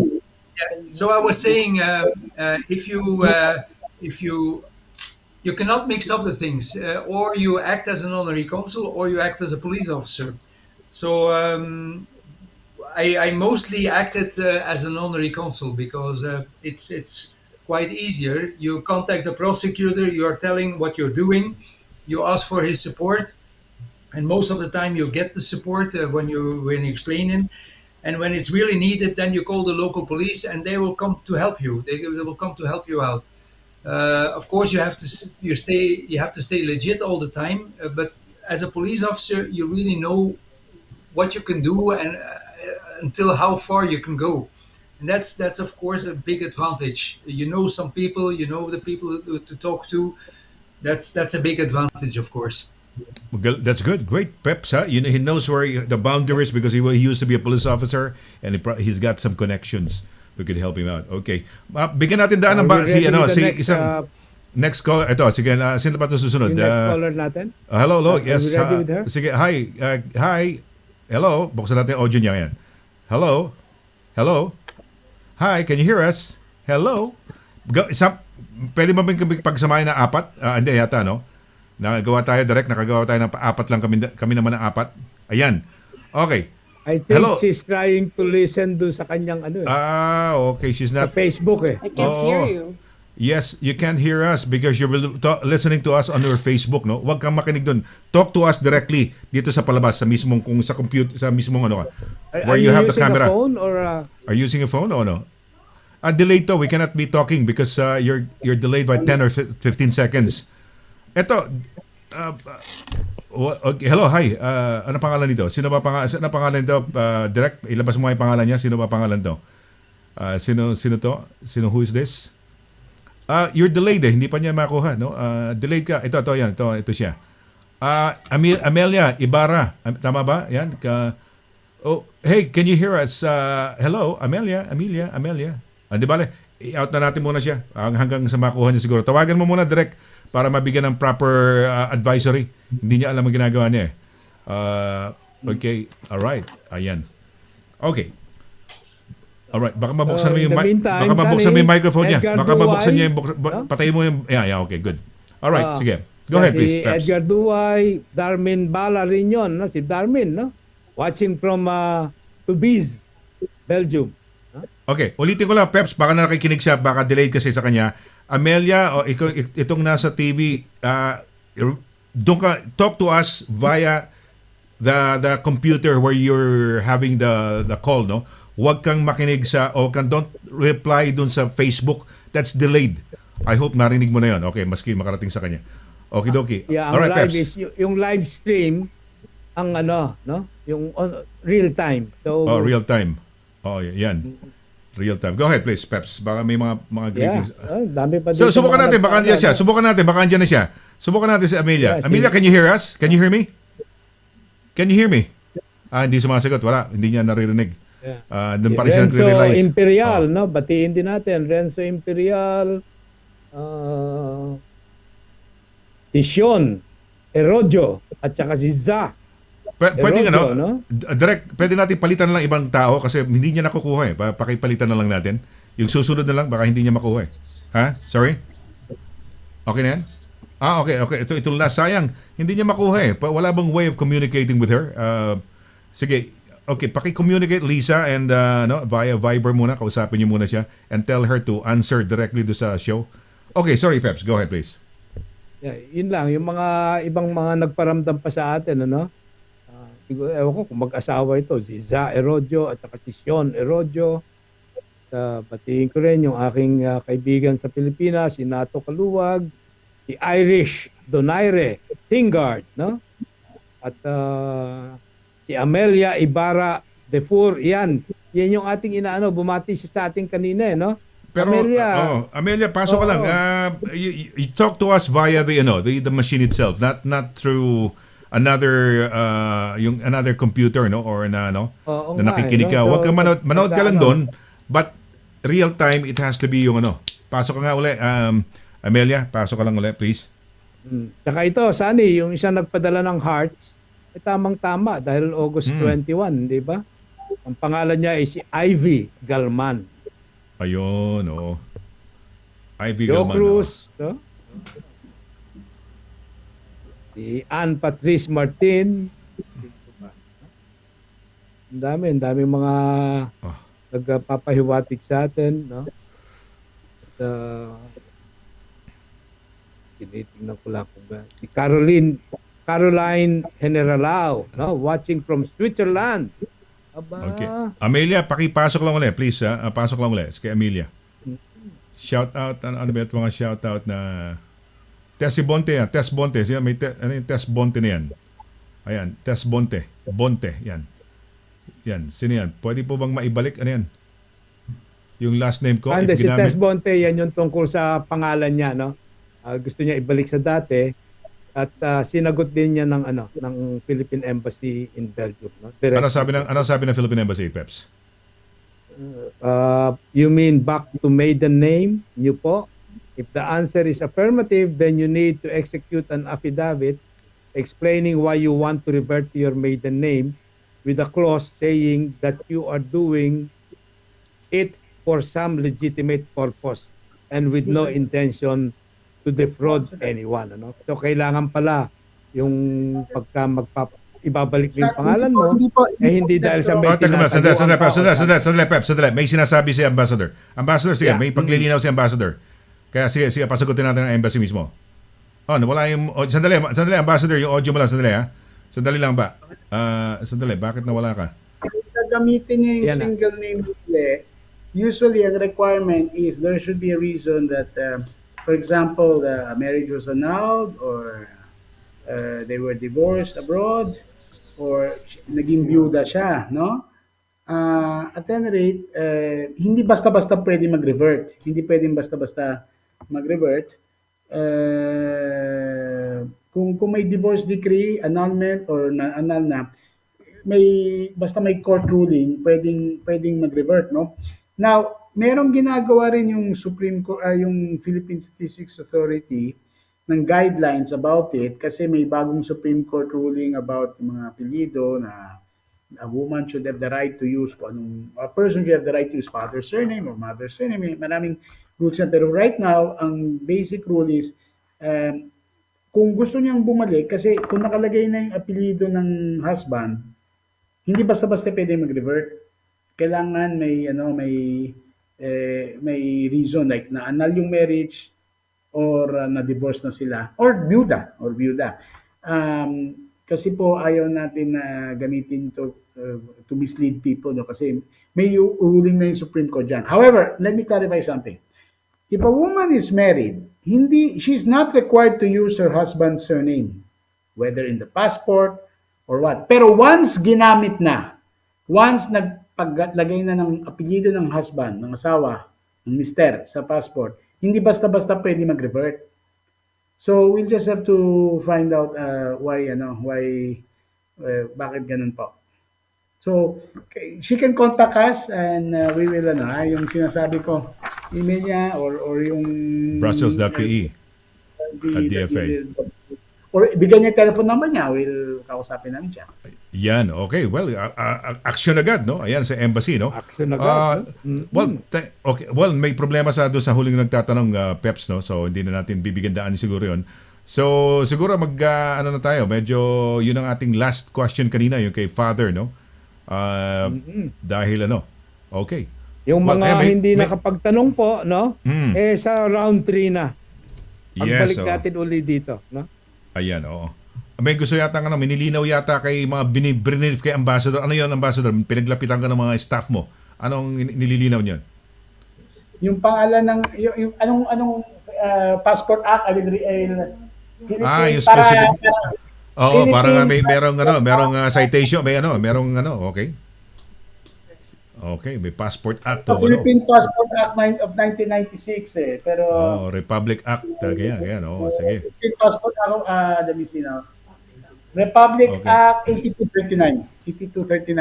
Pero kami implementing 1996 yan, tapos nagkaroon implementing rules dito in 1997. At saka may decision na yung Supreme Court dyan na hindi basta-bastang mag-revert pag nalagay na yung apelyido sa passport. However, kung hindi pa pinapalagay, hindi pwede pilitin. Married ka lang, kailangan mo gamitin ang apelyido ng mister nyo. No, she's not absolutely required. In fact, even in public, even in under civil code, she may use it, but it's not absolutely required. But once she has used it in her passport, you just can't revert to the single name. Except okay. Annul yung marriage, pag na-divorce na yun, at saka kailangan pa-recognize pa sa Philippines yan, at yung nabiyuda na siya.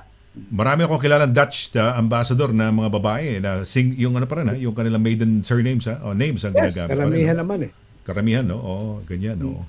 So, pag nagpalit ka na, nag-asawa ka, nagpapalit ka, yun ang problema. Kailangan either divorce, ganon. Divorce na. So, you can use your single name. Patayin mo yung asawa mo. Problem is, there's some di ba, para maka-abroad or something, para kailangan gamitin yung apelyido ng mister para proof na kasal siya. Minsan may mga ganun din. So, I think in that lady's case, I think maybe, well, sana hindi naman, hiwalay na sila asawa, ayaw na niya sa asawa niya, then, muna, or ganun, no? Meron pong tayo makabayan, hindi sa Belgium, hindi sa Europe, sa Japan siguro, di ba, Larry, no? Gagawin nila, papalitan nila yung pangalan nila, magre-revert sila sa single name nila kasi hindi na sila makakuha ng visa or extension ng contract. Kunyari po, ang pangalan, Susana Married Name Lopez. Ayaw na ng authorities ibigyan ng visa or work extension yung Lopez. Gagawin nila yung re-revert sila, kunyari, maiden nila. Sa LARAGA, para that's fooling the locals. Kunyari, you're a different person. Anyway, sabi ng Supreme Court, because of the need to preserve the credibility of the Philippine passport, no, and our naming system, once you have put it or chosen it in your passport, then you can simply revert. However, let me be clear again, nobody can force you to use your married name in your passport. When you apply, lagay mo kunyari, ito may asawa ko, papalagay sa'yo, married yan. Pero pag sinabi nyo, I will use my same name as my birth certificate, pwede yon as long as you've not yet ever used your husband's last name. Ayun. Meron pa isang start na kinocombine yung dalawang apelyido. Yung double barrel, mga ganyan. Kung tawagin natin, double barrel surnames, no? Okay. Llewellyn Holmes. Johnny Llewellyn Holmes, ganyan, no? Marisa Llewellyn. Nakakalito po kasi yan Maybe you know, in Spanish countries, in Spain, Latin American countries, they have the opposite. Yung unahan nila yung last name ng father before yung mother. Kunyari, kunyari, may mamit kayong Kastila, pangalan niya, my name is Carlos Segura Lopez. Segura is his last name, not Lopez. Lopez yung nanay. Segura yung apelyido ng tatay. So, nilalagay na sa gitna. Exacto. Baliktad sa atin. So, iba-iba kasi yung apelyido. There are countries where you already know the gender of the person by the last name because lalagyan nila yung A. Kunyari sa mga Slavic countries, Russia, yung of gagawing A. Kornikova. Okay. Ano pala yun? Kornikova, Alam mo, Meron yun pa po pumasok siya. sa isip ko, si Ana rin eh. Oh yeah, syempre, Sharapova, ganun. Ani But their Kornikova. brothers would of, walang A. Sa, I think it's Sweden, no, Iceland. Mga babae lalagyan ng dotir, as in daughter. Tapos yung mga lalaki, son, S-S-O-N, as in son. Okay. May mga ganun, Iba-iba and so, sa atin, basta ang rule, you can use your husband's surname, but not required. And once you do, you have to formally, there has to be a change in your status so that you could use your single name. Or pwede kayo pumuntang korte, papalit yung pangalan nyo, pero hindi basta-basta sa passport, no? Okay, well, Ambassador, siguro napakaganda na naman ang ating session, no? Siguro bago ka umalis magkakaroon tayo ng third session pa, baka fourth session, no? Makaikot pa ng pangatlo't pang-apat, no?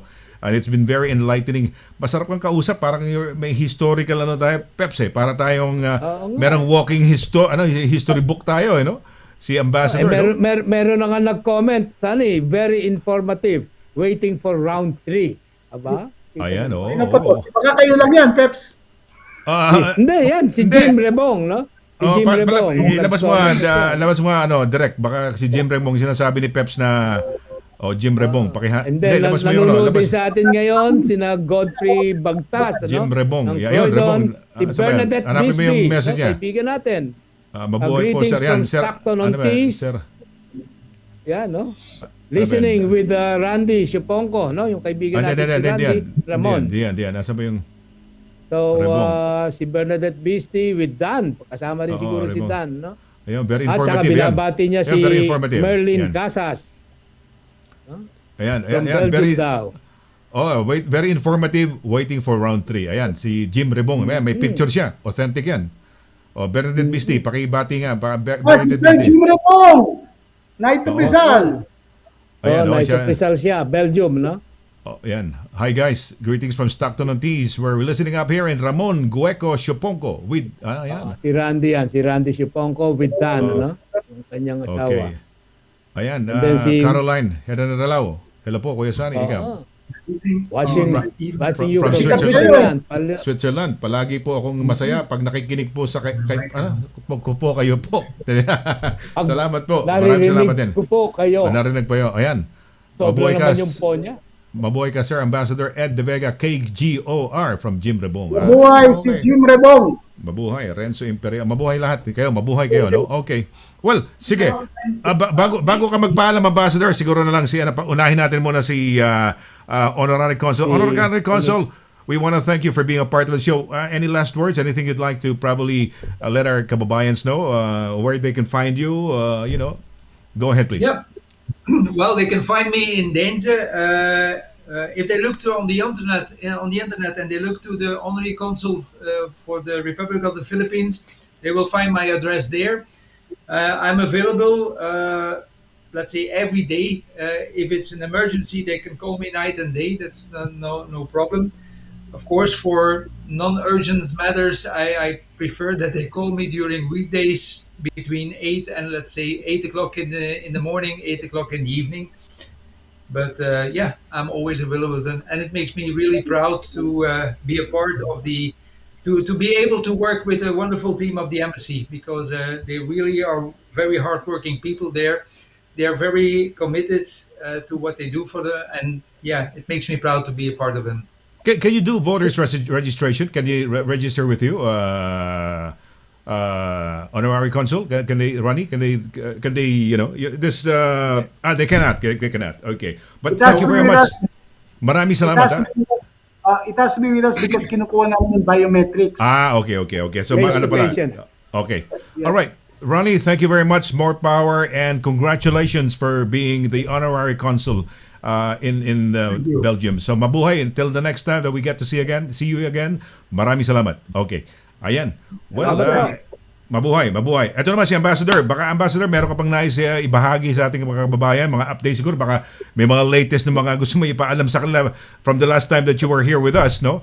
Or pagpapasalamat sa ating mga nanonood. Go ahead please, Ambassador. Remember, September po is the Maritime and Archipelagic Awareness Month. So sa mga kababayan, at saka ngayong itong buwan, ang buwan ng ating pambansang wika, ang wikang pambansa. So meron kaming video series na palabas sa aming embassy site para mapanood ninyo sa Facebook, no? Sa September, mga kababayan natin sa Europe, just convince yung inyong mga governments kung kaya to conduct freedom of navigation sa South China Sea. That is the way to support the Philippine position. Anyway, we're here to serve at mabuhay ang mga Pilipino sa Belgica, sa Luxembourg at sa buong Europa at sa buong mundo. We're proud and mabuhay kayo ng Sonny and Pep. It's always a pleasure at namin kayong batiin in the true Philippine way. Wow, kami rin. Ayan, kami rin. Ayan, naku, mabuhay mga kaibigan. Yun po ang yun din ang ating ambassador ho, pinakamamahal na pinagpipitagan ng ambassador mula sa Belgium ho, si Ambassador Eduardo Jose de Vega. Mabuhay ho kayo, Ambassador. Till the next time that we can have you on the show. It's always an honor and it's always actually we're excited kasi marami kami information na nakukuha sa inyo, no? It's truly informative every time we have you on the program. Marami kayong mga tidbits, no? At we're not even talking about NBA, kami ni Peps. Wow. You name me a year, sasabihin ko sino nag-champion sa NBA. You name me any year, I can rememoryado ko. Sige. Ako hanggang 70s lang eh. 75. Any year? Sige, okay. Mga Jordan. 98, Ambassador, 98. Sino NBA champion? Chicago, last championship ni Jordan, of course. Okay. 2005. Michael Jordan yan eh. That's San Antonio, they beat Detroit in 7 games. Bakit? It's getting to be quite parang intriguing. Bakit? Why do you He's been following it since he was a young boy, you know? All right. You were the one. He was the guy also who told me. Alam mo, Sonny, he is a very good basketball player. Wow. Really, eh? Wow. I would think of Ronnie Magsano. Sila nun. Naka 80 points yata yun eh. Really? Hindi, si kay Dick yun, ha? Hindi naman 80. Alan kay Dick. Kala ko ikaw yun eh. Really? Wow. So you played basketball. You were playing basketball, Ambassador. In mensana in corpore sano. Dapat sound mind, sound body. Okay? Good. Healthy ba? Tama. Thank you very much. Maraming salamat, Ambassador. Thank you very much. Till the next time. Ingat kayo lagi. Stay safe and healthy all the time. Okay. Ayan, mga kaibigan. And I just want to greet my mother. Baka nanonood siya kasi gusto niya manood. Muchas gracias, Mama. Okay, bye-bye. Mama. Ayan, okay. Spanish sa mother. Spanish sa mother mo. Okay, salamat po. Maraming salamat. Ayan, okay. Mga kaibigan, ang ating pinakamamahal na ambassador mula ho sa Belgium, PEPS, Philippine Ambassador to Belgium. No? Yung ating si Ambassador Eduardo Jose de Vega. Ayan. So mabuhay. Talagang wow, it's been another wonderful afternoon with the good Ambassador PEPS, ha? At nako, ang dami natin natutunan naman. Pagka ganito nandiyan si Ambassador ang nakakatawa nga Sonny, remember when we invited him, sabi niya, nag-usap na tayo dati. What will we talk about this time? Sabi ko, I'm sure we will have a lot to talk about, no? Okay, yeah. Tama nga. Yan. Magaling. Tama naman. Hindi mauubusan si Ambassador. Talagang marami siyang well-read. And we talk of entirely different matters this time compared to the first show, di ba? Yes. Ngayon, ibang pinag-usapan natin, kaya nakakatuwa naman. At meron palang humabol dito, si Virgie Gonzalez. How will you encourage our fellowship to get a COVID vaccination? Wala, sayang. Hindi na nakapasok. There is a case where a patient had two different vaccinations. Ipasok na lang natin siguro. Well, hopefully, yung ating Philippine Embassy sa Belgium are still tuned in. Pakisagot na lang po ito si Bertie Gonzalez. How will you encourage? Yan.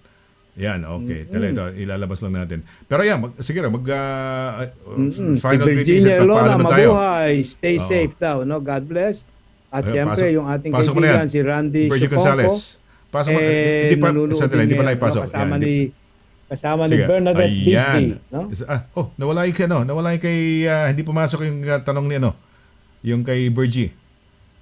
Ayan, dali na. Babalik natin yon. Babalik natin kay, yan, okay lang. Para makita lang yan. Sige, click. Okay. Alright. Ayun, how will you encourage our fellowship to get again? Yung binasa mo kanina, since there is a case requires a patient at 2 different vaccination. Alright. So at least maipasok lang natin. Okidoki. Siguro mga last na notes. Sa pangkaibigan natin, nanonood din pala si Rafi Landicho, no? Rafi, mabuhay ka ha. Rafi Landicho. We just had si Ed De Vega, no? So mabuhay. Talagang nakakatuwa yung ating mga kababayan. Darmin Balarinon, yes, Darmin, yung mabuhay ka, no? Bernadette Bisti, hello to friends.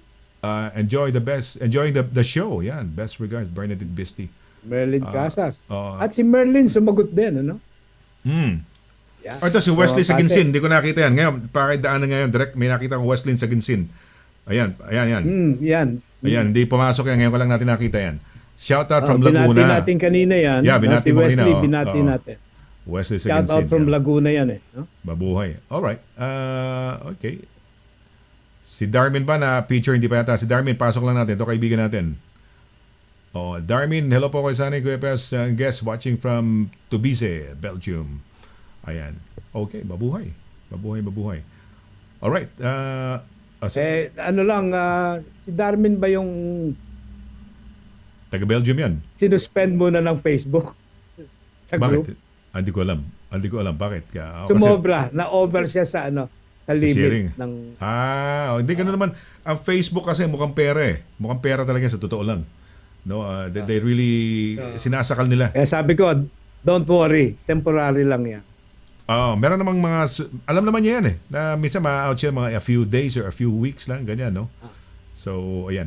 Okay. Well, I want to thank World Remit. Ito maraming salamat sa World Remit. Kundi dahil sa kanila, hindi tayo matutuloy sa programa nito, no? Ito ay tangkilikin natin na mas mura pa kung tutusin talaga. Mabilis. Online lang. Fast, secure, no? At saka, napakababa ng kanilang fee. Kaya ito, mas mahusay ito. Para sa akin, mas mahusay ito. So, ito, natin, World Remit thank you very much for supporting the program for the past, kailan ba tayo? March, May, June, July, May August. So, fourth first show natin? month. May 10? Hindi. Mas earlier than that siguro, palagi ko. First week, most probably. First Monday ng May. So, maraming salamat. Kundi dahil sa World Remit, hindi magtutuloy-tuloy yung programa namin. Check it out Mabilis. Mapagkakatiwalaan. At talagang lumalaki sila. No? At PEPS, ang pinakamarami nilang mga tagatangkilik talaga. Maraming mga nagpapadala na iba't ibang lahi. May Africans, may kung ano-ano, PEPS. Pero ang World Remit pa rin ang number 1 Pilipino. Ganon, katindi. Yeah. So, Saka alam ba, Sunny? Ngayon ko lang napansin, ang tubig mas sumasarap pagka dito mo iniinom. Well, totoo naman talaga kasi parang di ba na-preserve totoo yan. At saka, totoo naman talaga. Maraming salamat World Remit dahil, Thank you. Di ba, for your continued support, we wouldn't get the chance, Peps and I wouldn't be able to go around sa mga iba't ibang mga embassies, di ba? Hindi namin makikilala yung mga iba pang mga bagong ambassadors dahil hindi naman lahat yan kaibigan natin. Sabihin na lang natin 60 to 70% kilala natin. The rest 30% hindi namin kilala. No? At dito na namin nakikilala. And syempre, dito na natin nakilala sa embassy natin, kaibigan mo. Dito lang sa Filipino TV Europe. And we got the chance to meet the likes of RONNY, di ba? The Blair. Imagine mo yan. Di ba? Meron tayong kaibigan na bagong honorary consul PEPS. At next week, Sunny, yan nga pala. lang natin sa kanila. Exciting din ang ating show next week, no? Because we will be featuring another Philippine Consulate General, no? Yes. Sa Milan po tayo, no? Sa Milan. At ang makakasama natin yung ating kaibigang Consul General, Bernadette Fernandez, no? Bernie Fernandez po ang makakasama natin next week. So looking forward tayo diyan, no? To those who don't know, si Conjen Bernie po was one of the pioneers din ng embassy natin, kaibigan mo. Yes. After Ambassador Tess Dizon de Vega, she took over naman as a co-host of the show, no? Nung nasa radyo pa lang po kami noon, no? Tama yun. Ngayon nasa TV na, babalik siya, nasa TV naman tayo, no? Filipino Excited ako. TV Europe. Excited ako dahil Yes. it's been a long time, 'di ba? Nung siya ay naririto at kasama natin. Matagal na natin hindi nakakasama, no? At so excited akong makita uli si Ambassador rank na naman yata si Conjen ba? Yes, she's ambassador. Ambassador rank She's na yan. Conjen, no? But she is already chief of mission, no? So, yun Ayun, ang no. So, Ambassador level. excited ako dahil nakakatuwa yan. Imagine mo, for a long time, hindi namin nakakasama si Conjen, no? Makakapanayam na naman natin siya dito sa ano. Kaibigan natin mag-asawa Alam na mo, yan, no? Pagka nagko-comment si Conjen, no? Nakikita ko nagsusulputan, mga sumasagot yung mga listeners natin sa Pinoy Radio UK, no? Na mga nagsasagutan sa kanya, no? People she got to meet via Pinoy Radio UK, no? Yes, Nakakatuwa. nakakatuwa. Lalo I'm na really yung excited, grupo sa Peps. Japan, no? Yung ating mga kaibigan sa Japan, ano? At saka congratulations nga pala yung ating kaibigan si Teng Teng Morita, no? Bakit? Teng Teng, nagano na siya last in-announce na niya last chemo niya, no? Good. So, Okay. on her way to full remission. Recovery. No? We're Full praying remission. for you. Okay. We're praying with you, no? Teng Teng, no? We love you, Teng, Teng Teng Morita. Marami ho kami nagbabanggit ho kami ng mga pangalan ni Peps. Ito yung mga naging listeners initially and became friends, no? Sa bagay, ganun naman pagka listener ka, and then parang kaibigan ka ng tunay namin. So parang kapamilya. Leslie, di ba? Dami yan, no? Sa Japan. Leslie Asido Dami nating naging sa suki Flood. sa Japan, eh.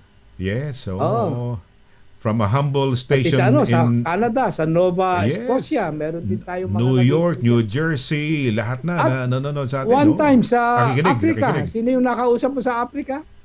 Isa ba yung parang nasa furniture work yata niya? Ganun, Hindi ko furniture maalala, house. no? Pero, Meron. Furniture shop siya. House yata. Oo. Doon, Ano ginagawa mo riyan? Nasa furniture, yata. Nagmamasukan siya. Well, Saka nakakatawa. yung Pati isang yung yung react sa atin, no? Sumagot at nung tinanong mo anong ginagawa mo ngayon, magde-deliver po ng for transplant. Yung yung mga ba bloods. yung dala-dala niya? Ganun. Sa kanya.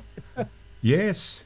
At saka isa pa, Peps, yung tumawag from Egypt, na nung makapasok siya, tumantuwa yun, talagang kilig na kilig siya, tumantuwa siya, na nakapasok siya. Ngayon, nandun na ngayon sa Norway, may asawa na siya, Norwegian.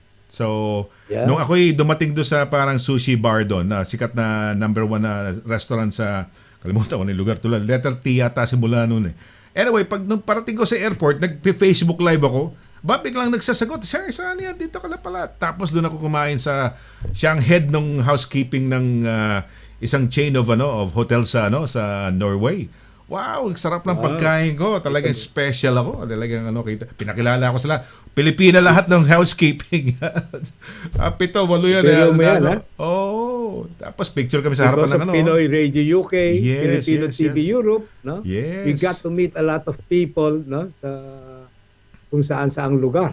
Di mo akalain, kung isipin mo rin, Peps, hindi natin akalain, saan ang galing? Paano inabot sila? Anong naging di ba? Yung mga Flor Morante, Annie Tenel, from Belgium, tapos sila yung taga-Germany, ang dami na natin na mga listeners from different parts. Nakakatuwa lang. Nakakatuwa naman at they've maintained, no? Feli Basmonte. Their relationship with us over the years, Yes. At I would like to take this opportunity rin, patiin ko lang ng pleasant journey isang kaibigan natin, si Sister Tipin, Agustinian yan, uuwi na next week. After 10 years here in the UK, 8 years in Italy, finally she's going back to the Philippines. Sister Tipin. Sister Tipin. Okay. Hi. All the best po, no? Sumama kami ni Julie dun sa she's active with the Oval Filipino Community, no, prayer group. sumama kami ni Julie, 2 gabi na despedida, no? Last Saturday, despedida sa Romulo Cafe. Kagabi sa Scalabrini Fathers, doon sa simbahan sa Most Holy Redeemer, meron ding despedida sa kanya. So, all the best po, Sister Tipin. At please do keep in touch, no? Uy, So, pagbate, naalala ko birthday ni Sofia, yung anak ko, nung 19. Ka-birthday niya ata si Manuel, Manuel L. Quezon ba? Hindi. Basta linggo ng wika o linggo, a month of language Filipino language, si Iya, si Sofia ko, birthday. Nag-birthday siya nung 19th Peps. Naalala ko. Oh, so happy birthday anak, no? I love you, no? Ingat-ingat lagi. No, ay naalala mo ba yung kwento Peps nung last year ba 'yon? Last year ba or early this year? Yung tumaligod yung aeroplano, yung kotse niya na naka-turtle, nag-turn turtle. Yeah, remember. Oh. Have you seen the features, the photos? Yeah, Yung nakabaliktad. Talaga namang nag-ikot-ikot po na yun. Yung kotse niya. Pagdulas noon, ikot-ikot na gano'n bago naglanding yung lahat sila yung ulo nila sa baba, Tapos nakabuti na lang may mga tag dito.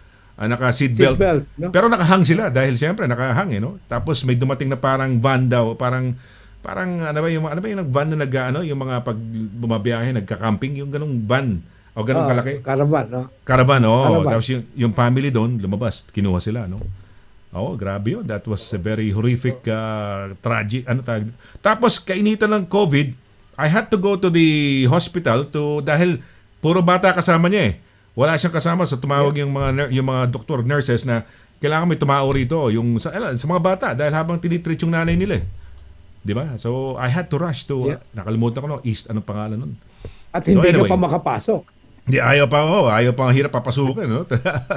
So anyway, anak, mahal kita. At the height of COVID no? At the height of COVID, parang alanganin pumasok, parang ina-avoid nilang may taong pumapasok sa mga hospital, no? So anak, happy birthday. I love you, no? May have many more, birthdays to come, no? At I love you. Ayan. Si Iya, Sofia, Luis. Okay, sige Peps, paalam na tayo. Sige, go ahead please. Okay. So maraming salamat po sa mga nanood sa amin ngayon dito sa Filipino TV Europe at embassy natin kaibigan mo sa Belgium Part 2. Next week po, embassy natin kaibigan mo sa Italy. Sa Milan naman po tayo, sa Philippine Consulate General in Milan with Conjen Bernadette Fernandez. So medyo looking forward tayo dyan. So maraming salamat po. Maraming salamat Ambassador Ed de Vega, Honorary Consul Ronny de BLAERE, at yung staff ni officers and staff ni Ambassador for joining us, Sonny, thank you rin kay Paula, our director. Nakakatuwa naman at kahit and to the guest, sana yung mga magtatanong na hindi na naipasok sa susunod na lang po, we'll try our best to make up for it, So yan po, ako po si Peps Villanueva, nagpapaalam na muna sa ngayon. Salamat po. Okay, salamat Peps, no? Ayan, so maraming salamat po sa inyo. Gaya ng nasabi ni Peps, syempre on behalf of yung Ambassador Ed Dizon de Vega, de Vega, Test Dizon de Vega tuloy. Ed de Vega, nasanay tayo sa Test Dizon de Vega kasi dalawang de Vega to ating ambassador, no? Si Ambassador Ed de Vega, no? At syempre yung ating bagong honorary, last year lang ba, no? Honorary Consul diyan sa Flanders, si RONNY de BLAERE, no? At lahat na, pati yung staff ni Ambassador, no? Hindi ko nakalimutan ko yung huli, pero nakalimutan ko na rin. Pero alam ko si Charleston, si Lisa ba yun? Si Larry. Si Larry, Lisa. Yung huli, yung parang bata pa na bagong gupit yata. Ayan. But anyway, okay lang ho, no? So, sa ngalan ho nilang lahat, sa ngalan ho ng ating director na si Paula Perez, ito po si Sonny Laragan nagsasabing thank you very much sa inyo. Walang sawang pagsubaybay, no? Magkita-kita ulit tayo sa ating programa sa Milan next week. So till then, take care, God bless, and good afternoon. Bye-bye.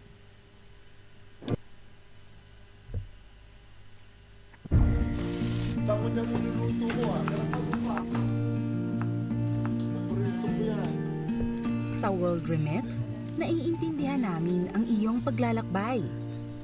Na minsan, kailangan lumayo upang makamit ang tagumpay. With ways to save more, when you send more, World Remit is here for you, so you can be there for them.